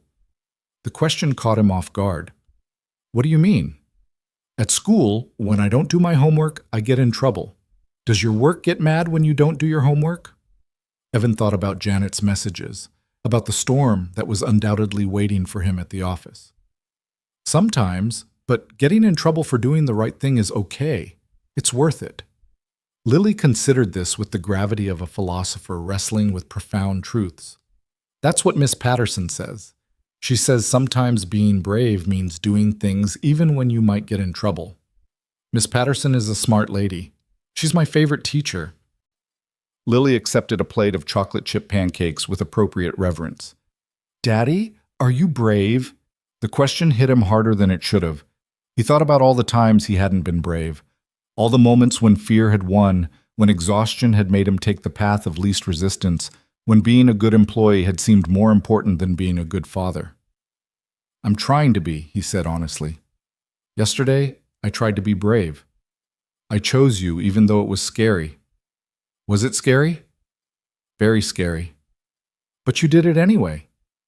I did it anyway. Lily nodded, satisfied with this explanation. Then she attacked her pancakes with the single-minded focus of a child who had important eating to do. Evan watched her, feeling that strange mixture of love and terror that defined parenthood. He had made his choice. Now he had to live with the consequences. The consequences arrived at 9:47 a.m. in the form of Janet Morrison standing at his desk with an expression that could have frozen water. Evan had dropped Lily at school and made it to the office by 9:30, later than usual, but earlier than he'd expected given the morning he'd had. The elevator ride had felt like an ascent to the gallows, and walking through the hallway to his cubicle had required every ounce of courage he possessed. Now Janet stood before him, arms crossed, jaw tight, radiating the kind of controlled fury that was somehow more terrifying than outright anger. "My office," she said. "Now." Evan followed her through the maze of cubicles, acutely aware of the eyes watching him, the whispered conversations that fell silent as he passed. Everyone knew. Of course everyone knew. In an office like Hartwell, news traveled faster than light. Janet's office was a small glass box on the corner of the floor, just large enough for a desk, 2 chairs, and the accumulated pressure of a decade of corporate stress. She closed the door behind them with a click that sounded like a lock engaging. "Sit." Evan sat. Janet remained standing, positioning herself between him and the door like a prison guard preventing escape. "Do you want to explain to me what happened yesterday?" "I had a family emergency." "A family emergency." Janet's voice was flat, dangerous. "That's interesting because I checked with HR. You didn't file an emergency leave request. You didn't notify anyone through proper channels. You just vanished. 15 minutes before the biggest presentation of the year. I know how it looks. Do you? Because from where I'm standing, it looks like you abandoned your responsibilities at the worst possible moment. It looks like you left your team in the lurch. It looks like you made a choice that could have cost this company $80 million. But it didn't. No, it didn't. Because Lauren Hale, the CEO of this company, stepped in and delivered your portion of the presentation herself." Janet leaned forward, her hands braced on the desk. "Do you have any idea how that made this department look? Do you have any idea what kind of position you put me in?" Evan felt his jaw tighten. Part of him wanted to apologize, to make excuses, to smooth things over the way he always had. But something had changed. Something had shifted inside him on that stage, watching his daughter sing. "My daughter had her first school recital yesterday," he said quietly. "She's 6 years old. She's been practicing for months. I promised her I would be there. I don't care about... I care." The words came out stronger than he'd intended. "I care about my daughter. I care about keeping promises to her. I care about being the kind of father she deserves, not the kind who always puts work first and shows up too late and too tired to matter." Janet stared at him, momentarily silenced by his interruption. "I know I put you in a difficult position," Evan continued, I know I should have handled it differently. But I'm not going to apologize for being there for my daughter. I'm not going to pretend that was wrong. The silence stretched between them, heavy and uncomfortable. Janet's expression shifted through several emotions: anger, confusion, something that might have been grudging respect. "You've changed," she said finally. "Something's different about you." "Maybe. 3 months ago, you would have apologized 17 times by now. You would have promised to do better. You would have practically groveled. 3 months ago, I was barely surviving. I was so focused on not losing my job that I was losing my daughter instead." Janet sat down heavily in her chair. For a moment, she looked less like a supervisor and more like a tired woman carrying too many burdens of her own. "The presentation went well," she admitted. "Meridian was impressed. We got the contract." "I heard. You should have been there. Your strategy was the backbone of the whole pitch. But you managed without me." "Barely. Hale knew your material better than I did. Better than I would have expected from a CEO who supposedly doesn't get involved in day-to-day operations." Evan said nothing. He suspected he knew why Lauren had been so prepared, but that wasn't information he was willing to share. Janet leaned back in her chair, studying him with an expression he couldn't read. "I should write you up. Formally document this incident. Add it to the pattern of attendance issues that have been flagged in your file." "I understand. But I'm not going to." The words caught Evan off guard. "You're not?" "Against my better judgment, no." Janet sighed, a heavy, frustrated sound. "Hale came to see me after the presentation. She told me that you had her authorization to leave, that it was a pre-approved absence that hadn't been properly documented." "She said that?" "She said a lot of things. About work-life balance, about the importance of supporting employees with families, about how the culture of this company needs to evolve." Janet shook her head slowly. "I've worked with Lauren Hale for 12 years. I've never heard her talk like that. Not once." Evan thought about their conversations, the late nights, the shared vulnerabilities, the gradual transformation he'd witnessed in a woman who had seemed impervious to change. "People can surprise you," he said carefully. "Apparently." Janet stood up, signaling that the conversation was over. "You're not out of the woods, Brooks. One more incident, one more unexplained absence, and I won't be able to protect you. But for now, just get back to work." "Thank you." "Don't thank me. Thank Hale." Janet opened the door. "And Brooks, whatever's going on between you and the CEO, be careful. Office politics are complicated enough without adding whatever this is." Evan walked out of her office without responding. He didn't know how to explain something he didn't fully understand himself. The changes that had begun with the flexible work policy continued to ripple through Hartwell and Associates in the weeks that followed. A new family leave program was announced, offering generous provisions for employees with caregiving responsibilities. The company's first on-site childcare center began construction on the second floor. Wellness initiatives that had been gathering dust for years were suddenly prioritized and funded. But the most significant change wasn't visible in policy documents or company-wide emails. It was visible in the way people talked to each other. Conversations that had once been purely transactional began to include personal details.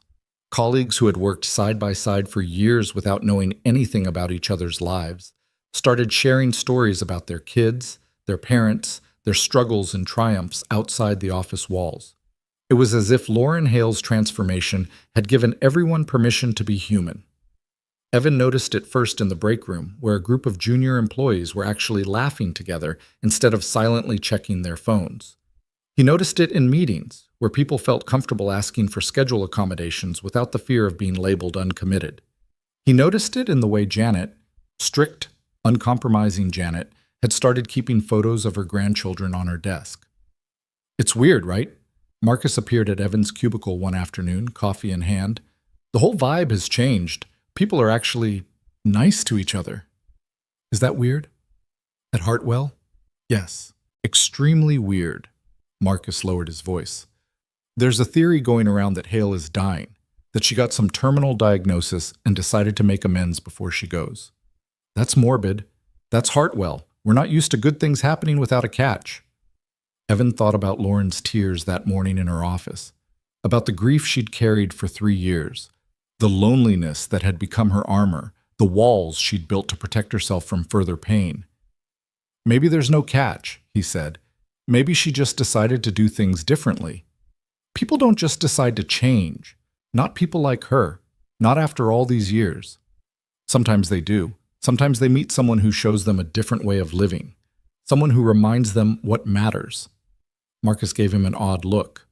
That's very philosophical of you. I've been thinking a lot lately. About choices. About what kind of life I want to have. And what kind of life do you want? Evan looked at the photo on his desk. Lily grinning at the camera, gap-toothed and joyful. The picture taken just last week at the park. One where I'm there for the moments that matter. One where I don't miss my daughter's childhood because I was too busy being afraid. Afraid of what? Of everything. Of losing my job. Of not being good enough. Of making the wrong choices. He paused. I spent 6 years being afraid, and all it got me was exhaustion and a daughter who expected me to let her down. That's heavy. It's the truth. But I'm trying to do better. I'm trying to be the father she deserves. Marcus was quiet for a moment. You know, for what it's worth, I think you're a good dad. Better than you give yourself credit for. Thanks. And whatever's happening with Hale, whatever's changing around here, I think you have something to do with it. I don't know how or why, but I've been watching you and I've been watching her, and there's something different about both of you. Evan didn't respond. Some things were too complicated to explain, and some connections were too fragile to expose to the light of casual conversation. The text came 3 days before Thanksgiving, arriving on Evan's phone at 7:34 p.m. while he was helping Lily with her homework. I'd like to see you, tomorrow evening if you're available. Somewhere outside the office. He stared at the message, his heart rate accelerating in a way he didn't fully understand.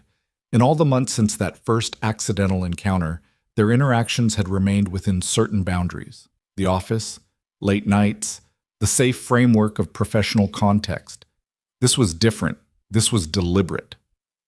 What did you have in mind? He typed back.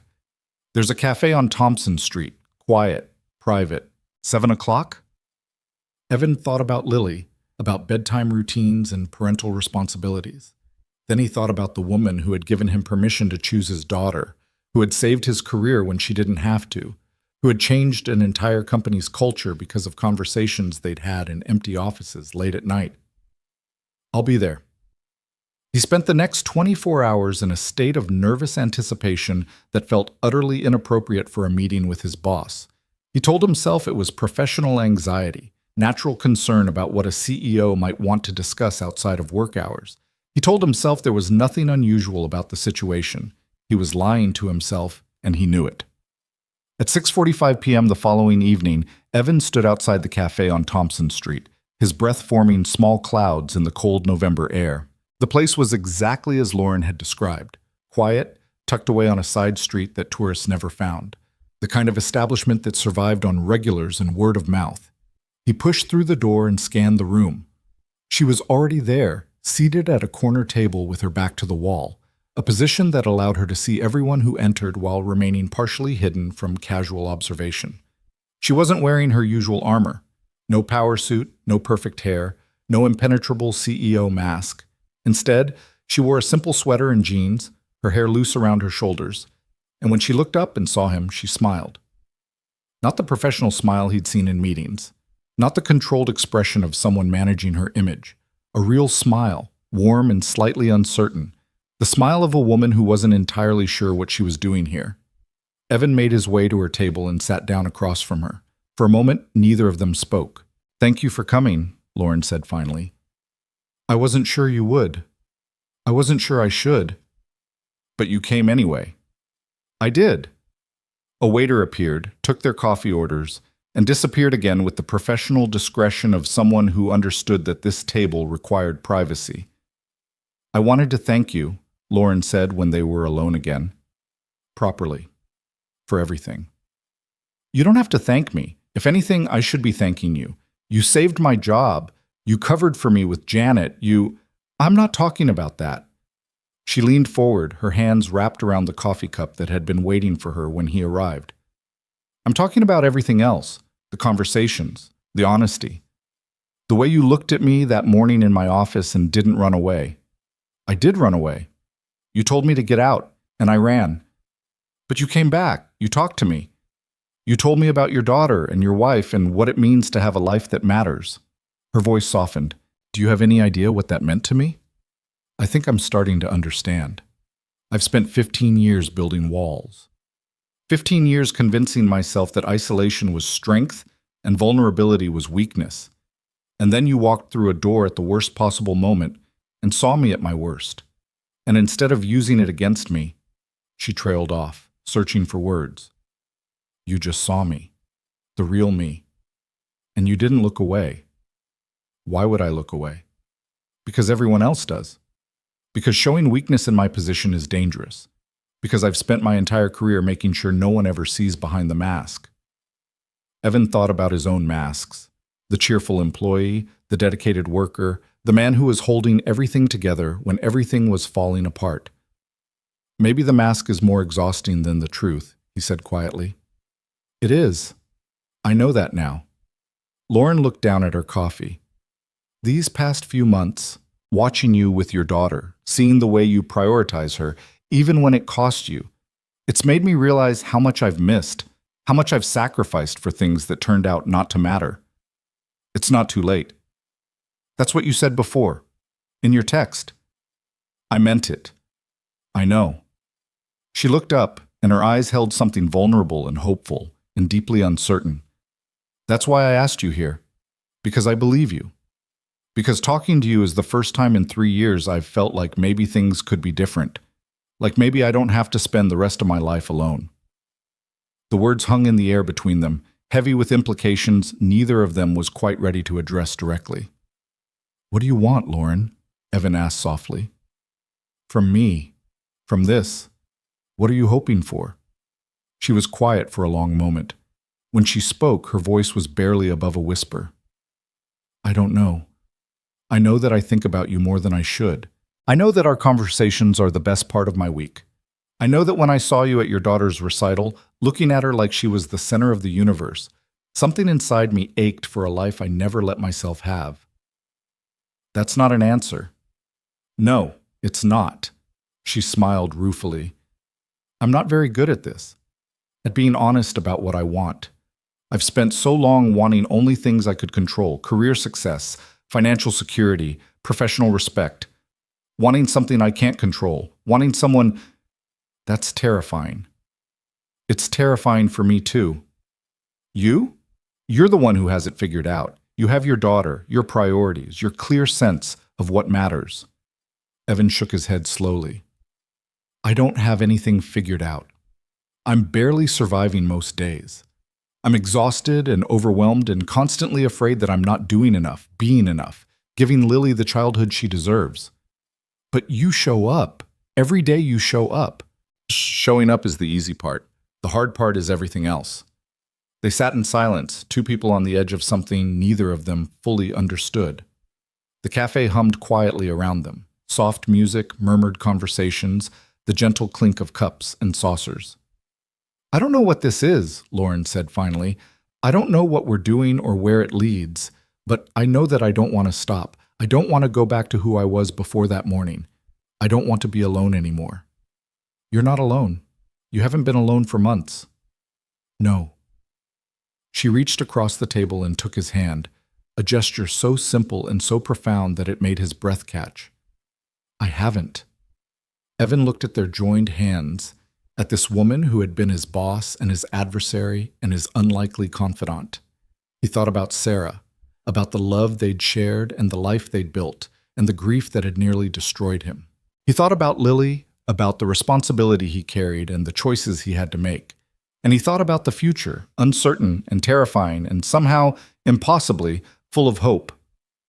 We should take this slow, he said carefully. Whatever this is, there's too much at stake to rush into anything. I agree. I have Lily to think about. She's been through so much already. I can't introduce someone into her life unless I'm sure it's real. I would never ask you to.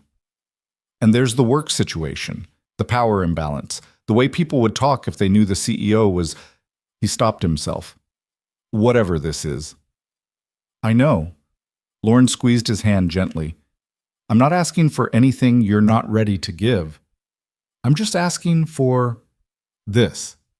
For conversations, for honesty, for the chance to know you better and let you know me. I can do that. That's all I need. For now. They sat there as the evening darkened outside. Two people at the beginning of something neither of them had expected.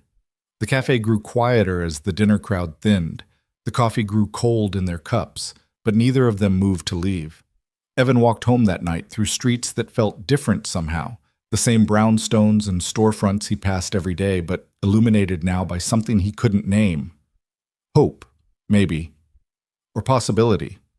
Or simply the knowledge that he wasn't as alone as he'd thought. When he got home, the babysitter reported that Lily had gone to bed easily, tired from a full day of school and play. Evan paid her, thanked her, and then stood outside his daughter's door for a long moment, listening to the soft sound of her breathing. He thought about what he'd told Lauren, that he had Lily to think about, that he couldn't introduce someone into her life unless he was sure. But he also thought about what Lily had said months ago about the rocket ship she'd drawn, about flying away to a planet where daddies didn't have to work so much and little girls could have everything they dreamed of. Maybe that planet wasn't as far away as he'd thought. Maybe it had been there all along, waiting for him to choose it. Evan crept into Lily's room and stood beside her bed, watching her sleep in the soft glow of her nightlight. She looked peaceful, happy, secure in a way she hadn't seemed for a long time. I love you, he whispered, more than anything in this world. She stirred slightly, her hand reaching out to clutch her stuffed rabbit closer. Evan kissed her forehead so gently she didn't wake, and then he walked to his own room. He sat on the edge of his bed, pulled out his phone, and typed a simple message. Thank you for tonight. It meant more than you know. The response came almost immediately. Thank you for taking the chance. For both of us. Evan smiled, a real smile, the kind that came from somewhere deep inside, and set his phone aside. Tomorrow would bring new challenges, new complications, new impossible choices that would need to be made. But tonight, for the first time in 6 years, the future didn't feel like something to be survived. It felt like something to be welcomed. Winter settled over the city like a soft blanket, transforming the harsh angles of Manhattan into something gentler, more forgiving. The weeks between Thanksgiving and Christmas passed in a blur of shortened days and early darkness, of holiday decorations appearing in windows and the particular energy that seized New York every December. For Evan Brooks, those weeks felt like a slow awakening from a sleep he hadn't realized he'd been trapped in. The conversations with Lauren continued, though they remained careful and measured. Coffee at the cafe on Thompson Street became a weekly ritual, always on the same evening, always at the same corner table. They talked about work and life and the complicated terrain between the two. They talked about grief and healing and the strange ways that loss could shape a person. They talked about everything except the obvious, the growing connection between them that neither was ready to name. At the office, they maintained professional distance. Lauren nodded at him in the elevator. Evan addressed her as Ms. Hale in meetings. To anyone watching, they were what they had always been, a powerful CEO and a mid-level employee whose orbits occasionally intersected. But Evan noticed things now that he hadn't before. The way Lauren's eyes would find his across a crowded conference room. The slight softening of her expression when she thought no one was looking. The small changes she'd made to the company that seemed designed specifically to help people like him, parents, caregivers, anyone trying to balance the impossible demands of modern life. She was building something new. And somehow, without fully understanding how, he had become part of the blueprint. Christmas approached with the relentless momentum of all holidays, dragging with it the particular anxiety that single parents knew too well. Evan found himself standing in toy store aisles at odd hours, trying to decode Lily's hints about what she wanted while staying within a budget that grew tighter every year. 3 days before Christmas, she announced her wish with the devastating clarity that only children possessed. "Daddy, I know what I want for Christmas." "Oh?" Evan looked up from the dinner he was preparing, immediately suspicious of her too casual tone.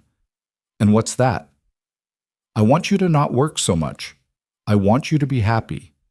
The words hit him like a physical blow. He set down the spatula and turned to face her fully.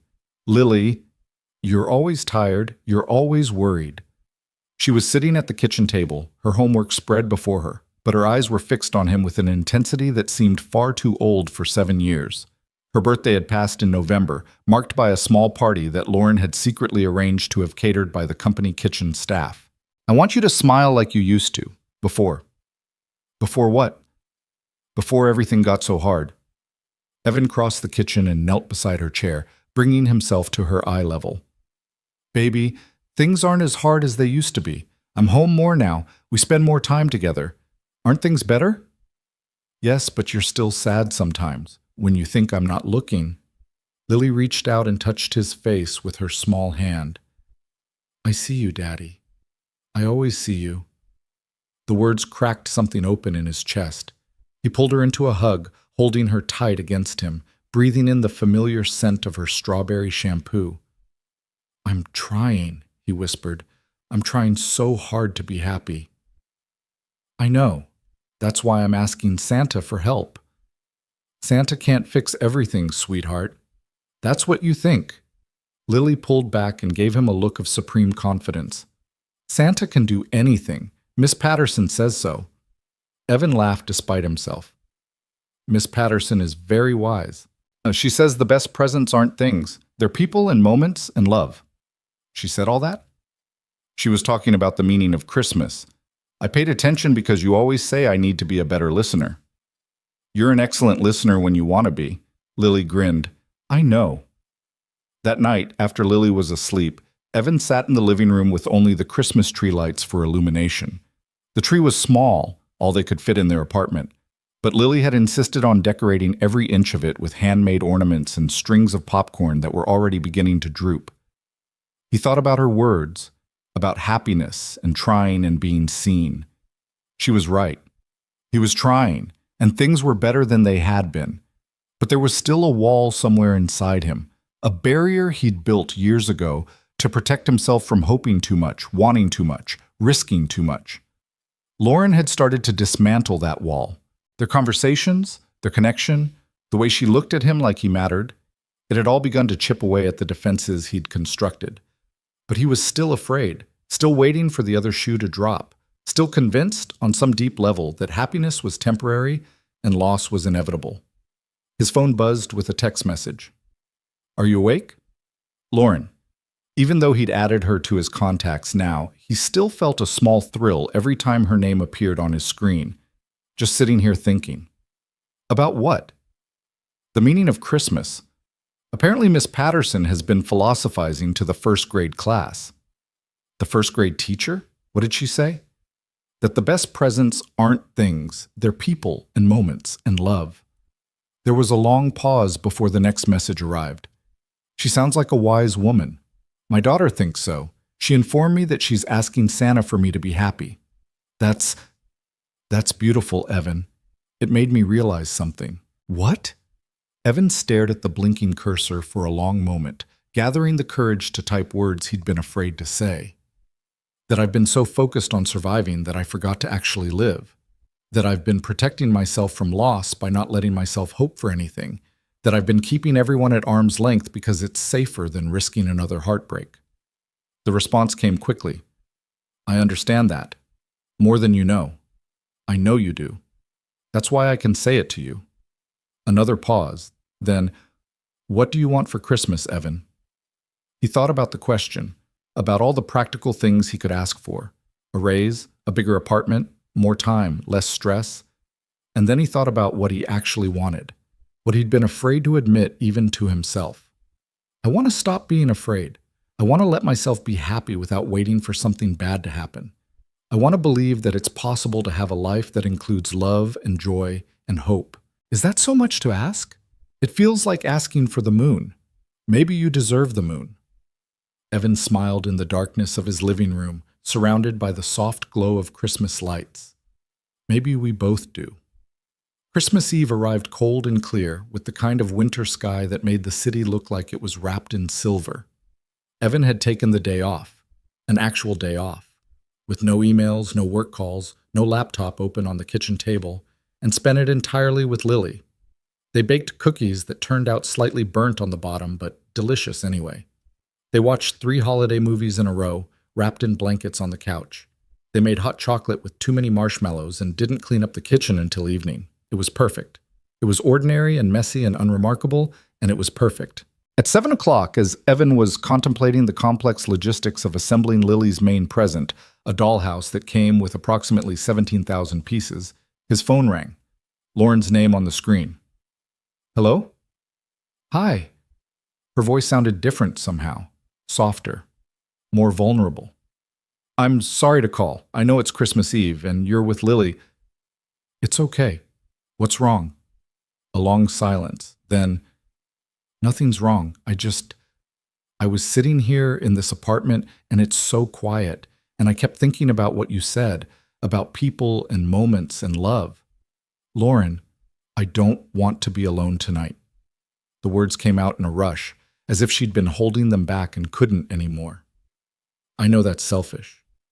I know you have your daughter and your traditions, and I have no right to intrude. But Come over. The words left his mouth before he could think them through, but once they were out, he didn't want to take them back. What? Come over. To our apartment. Spend Christmas Eve with us. I couldn't. You could. Lily and I were just going to have dinner and watch another movie, and then I was going to struggle with a dollhouse assembly that requires an engineering degree. We'd love the company. You don't have to do this. I know. I want to. Evan took a breath. Lauren, you gave me my daughter's recital. You gave me permission to choose what matters. Let me give you something back. Let me give you a Christmas Eve where you're not alone. The silence on the other end of the line stretched so long he thought she might have hung up. Then, very quietly, Are you sure? About introducing me to Lily? You said you wanted to be careful. I am being careful, but I'm also being honest. And honestly, I don't want you to be alone tonight either. Another pause. Then, so softly he almost didn't hear it. Give me an hour. Lauren arrived at 8:17 p.m., carrying a shopping bag that turned out to contain a stuffed panda approximately the size of a small refrigerator and a bottle of wine that probably cost more than Evan's monthly grocery budget. Lily answered the door. She'd insisted, bouncing with excitement at the prospect of a visitor, and immediately froze when she saw the panda. Is that for me? Lauren smiled, a genuine smile that transformed her face into something beautiful and warm and utterly unlike the CEO who terrorized conference rooms. If you want it. I want it. Lily grabbed the panda with both arms and promptly disappeared into her room, presumably to introduce her new acquisition to the rest of her stuffed animal family. Lauren stood in the doorway, suddenly uncertain.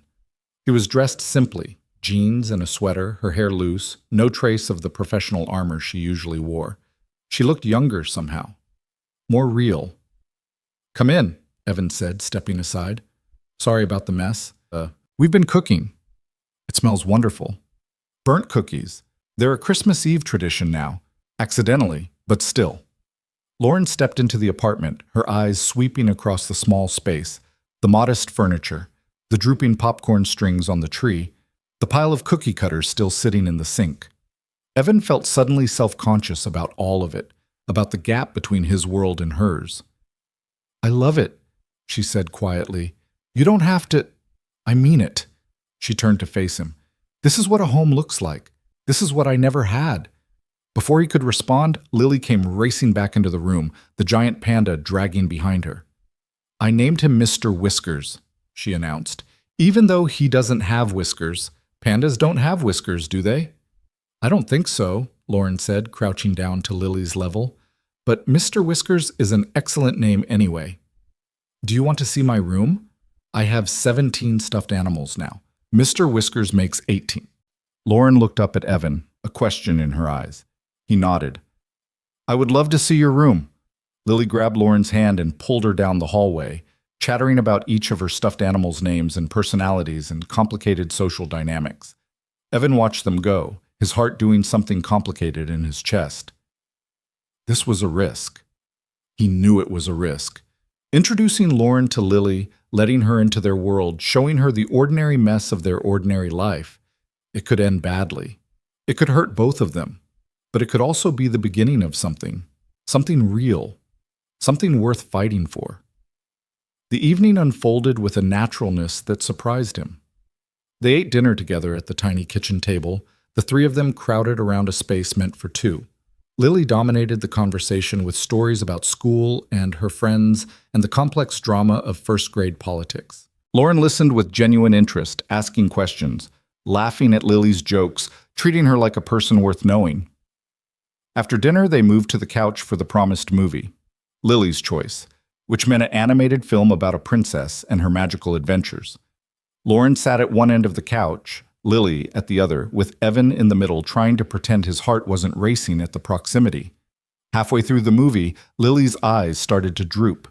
By the time the princess defeated the villain, she was asleep against Evan's shoulder, her small hand still clutching the panda's ear. "I should put her to bed," Evan whispered. "I'll wait."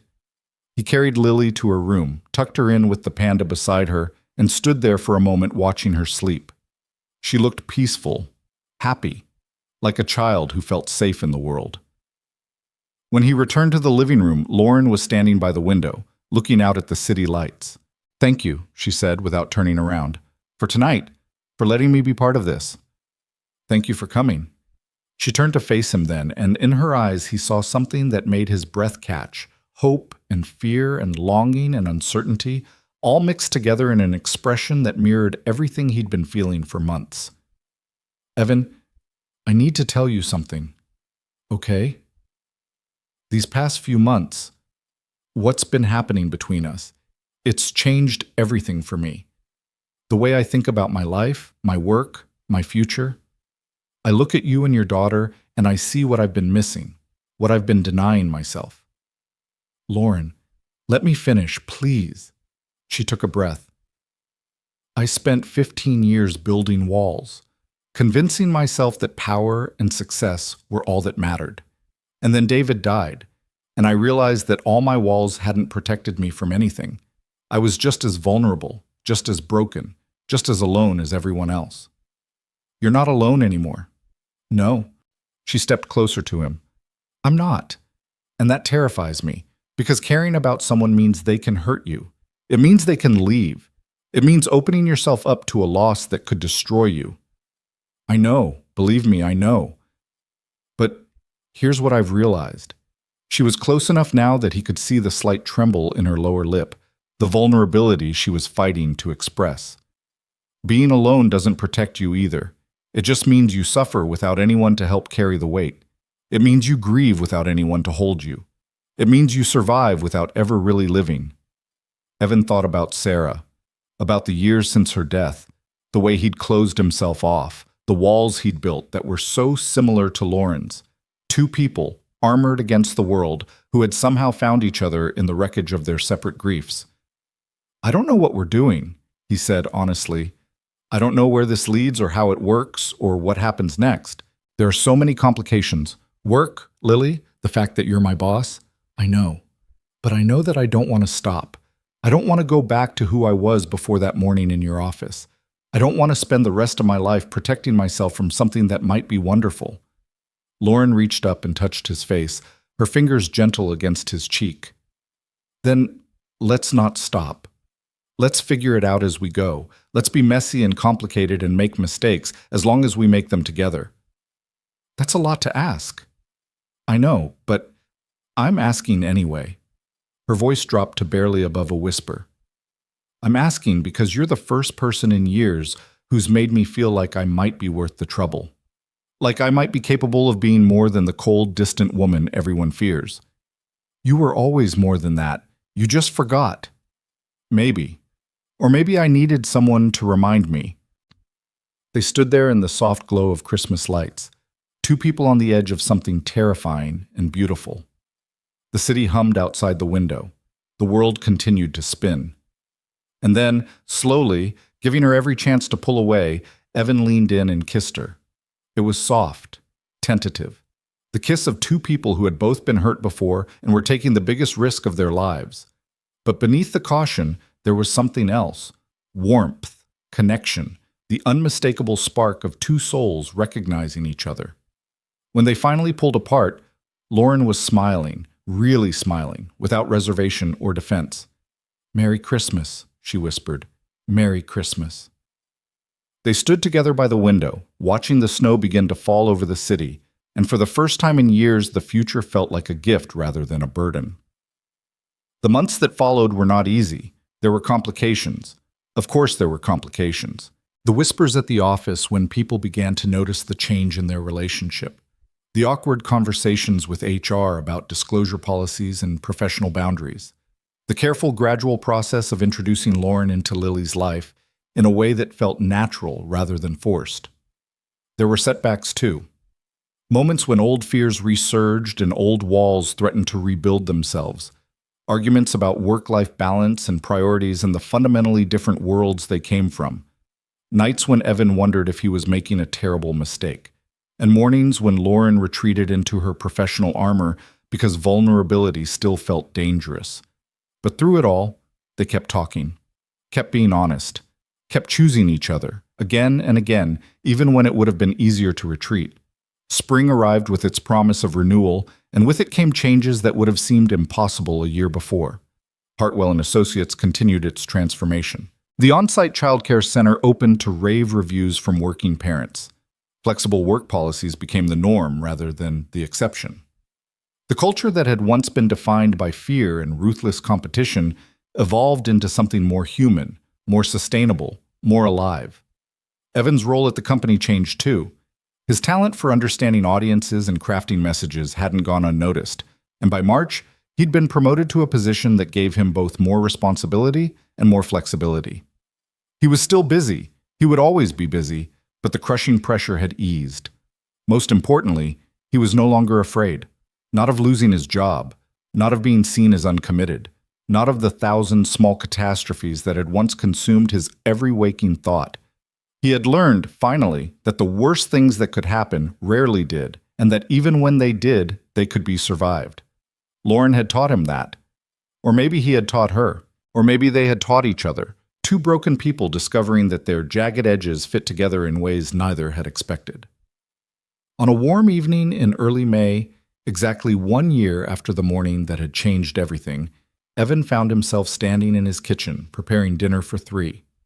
Lily was in her room, finishing homework with the determined focus that had emerged once she stopped worrying about whether her father would be around. At 7.5, she had developed opinions about everything: books, music, the proper arrangement of stuffed animals. And she expressed those opinions with a confidence that made Evan proud and slightly terrified of her teenage years. Lauren was due to arrive in an hour. It had become routine now, dinners together, weekends in the park, the slow building of a life that included all 3 of them. She still maintained her apartment, and they were careful not to rush, but the trajectory was clear. The doorbell rang early. Evan wiped his hands on a towel and went to answer it, expecting Lauren had gotten away from the office sooner than planned. But when he opened the door, he found her standing there with an expression he'd never seen before. Nervous, hopeful, vulnerable in a way that made his heart stutter. "You're early." "I couldn't wait." She stepped inside, then paused just past the threshold. "Evan, I need to tell you something, ask you something. I've been thinking about it for weeks, and I know it might be too soon, but Lauren, breathe." She took a breath, then another. Then she reached into her bag and pulled out a folded piece of paper. "I'm stepping down as CEO." The words hit him like a physical blow. "What? Why? Is something wrong?" "Nothing's wrong. Everything's right. That's why I'm doing it." She unfolded the paper, a formal letter, he could see, with the Hartwell letterhead at the top. "I've spent my entire adult life building that company. I've given it everything, my time, my energy, my marriage, my health. And I don't regret it. I'm proud of what we've built. But I'm not the same person I was a year ago. I want different things now. I want a life that includes more than board meetings and quarterly reports. I want mornings that don't start at 5 a.m. and evenings that don't end at midnight. I want—" She paused, her voice catching. "I want what you have. A home. A family. A reason to leave work early." Evan stared at her, trying to process what she was saying. "Lauren, you don't have to give up your career for me. I would never ask you to—" "I know. You didn't ask. I'm choosing. She stepped closer to him. I'm choosing a different life. I'm choosing to be present, to be available, to be the kind of person who shows up for the moments that matter. I've already talked to the board. They're promoting my COO. She's ready. She's brilliant, and she'll take the company to places I never could. And what will you do? I don't know yet. Consult, maybe? Right. Spend time figuring out who I am when I'm not defined by a title in a corner office. She smiled, and in that smile, he saw the woman she had become, softer, warmer, more real than the legend he'd once feared. But I know one thing for certain. What's that? I want to spend that time with you and Lily, if you'll have me. Evan was quiet for a long moment. A year ago, this conversation would have been impossible. A year ago, they had been strangers, a terrified employee and an untouchable CEO, separated by power and fear and the walls they'd both built. Now they were something else entirely. I want that too, he said quietly. I've wanted it for months. I've just been afraid to say it. What were you afraid of? Everything. That it wouldn't last. That we're too different. That I'd lose you the way I lost Sarah. You might. We might. Lauren took his hands in hers. That's the risk.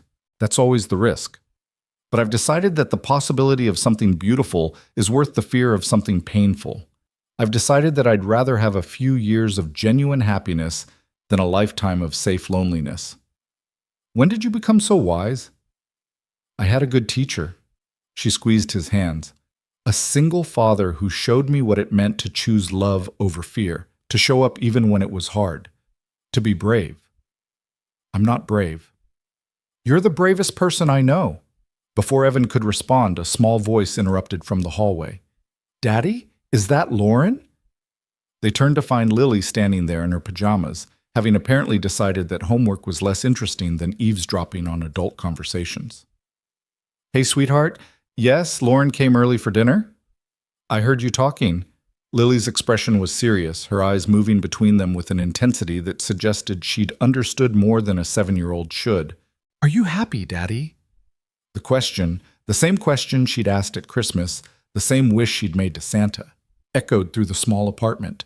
Evan looked at Lauren, at the woman who had gone from his greatest fear to his greatest hope, at the possibility of a future he'd stopped believing in years ago. Yes, he said, I am. Good. Lily nodded with satisfaction, as if a complex problem had been solved. Can we have ice cream for dinner? Lauren laughed, a real laugh, bright and surprised and full of joy. On a weekday? Rules are made to be broken. Lily grinned, the expression so familiar that Evan's heart ached with love. That's what Daddy says. Does he now? Lauren looked at Evan with mock sternness. What kind of parenting philosophy is that? The kind that leads to ice cream for dinner occasionally. Evan scooped Lily up, settling her on his hip like he'd done when she was small. But only occasionally, and only if we eat something healthy first. Pizza is healthy, Lily offered hopefully. It has vegetables. Tomato sauce does not count as a vegetable. Miss Patterson says tomatoes are a fruit anyway. Then pizza definitely doesn't count as a vegetable. Lauren watched them banter, a soft expression on her face. This was it, Evan realized. This ordinary moment, the teasing, the negotiation, the comfortable rhythm of family life. This was what she'd been missing.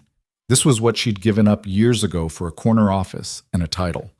And now she was choosing something different, choosing them. How about this? Lauren said, stepping into the conversation with an ease that still surprised him sometimes. We order pizza, and we have ice cream for dessert, and tomorrow we eat something with actual vegetables in it. Lily considered this proposal with the gravity of a Supreme Court justice. Deal. See? Lauren smiled at Evan. Negotiation. It's what I do. Did. It's what you did. Right. It's what I did. The words hung in the air for a moment, heavy with meaning. I'm still getting used to the past tense. You will. I know. She reached out and touched his face, a gesture that had become familiar, comfortable, beloved. We all will. Together. Later that night, after pizza had been consumed and ice cream had been demolished and Lily had been tucked into bed with Mr. Whiskers and a small army of stuffed animals, Evan and Lauren sat together on the couch where this had all begun. Where she'd shown up on Christmas Eve, vulnerable and hopeful, asking for a chance at something neither of them had believed possible. "Do you remember that morning?" Lauren asked quietly, "when you walked in on me crying? I think about it all the time. I was so sure my life was over, that everything I'd built was going to come crashing down because one person had seen me at my weakest. Instead it was the beginning." She leaned her head against his shoulder. "The beginning of everything that matters." Evan wrapped his arm around her, pulling her closer. Outside the window, the city glowed with the lights of a million lives being lived, a million stories unfolding, a million choices being made. "You know what I've learned?" he said. "What?" "That the accident didn't break us. It revealed us. It showed us who we really were beneath all the armor and the fear and the walls we'd built." And who were we? Just two people, hurt and lonely and desperate for connection, pretending to have it all together while falling apart inside. That sounds pathetic when you say it like that. Maybe, but it's also human. It's what everyone is, underneath. We just got lucky enough to find someone who understood. Lauren was quiet for a moment. Then, "I love you. I don't think I've said that before. Not directly, but I do. I love you." The words settled over him like a blessing, like a promise, like the answer to a question he'd been afraid to ask. "I love you too." They sat there together as the night deepened and the city grew quiet. Two people who had found each other in the wreckage of their separate griefs. The path ahead wasn't clear. It never was. There would be challenges and complications and moments when old fears resurfaced. But they would face them together. They would choose each other again and again, through whatever came. Because that's what love was, in the end. Not a destination, but a choice. Not a feeling, but an action. Not something you fell into, but something you built, day by day, moment by moment, with someone brave enough to build it with you. Evan Brooks had walked through a door without knocking on a morning when everything seemed hopeless. He had seen a woman at her most vulnerable and recognized something familiar in her pain. He had made impossible choices and taken terrifying risks and learned finally that the only real failure was not trying at all. And now, here he was. A father, a partner, a person who had remembered how to hope. It wasn't the ending he'd imagined. It was better. Because it wasn't really an ending at all. It was a beginning.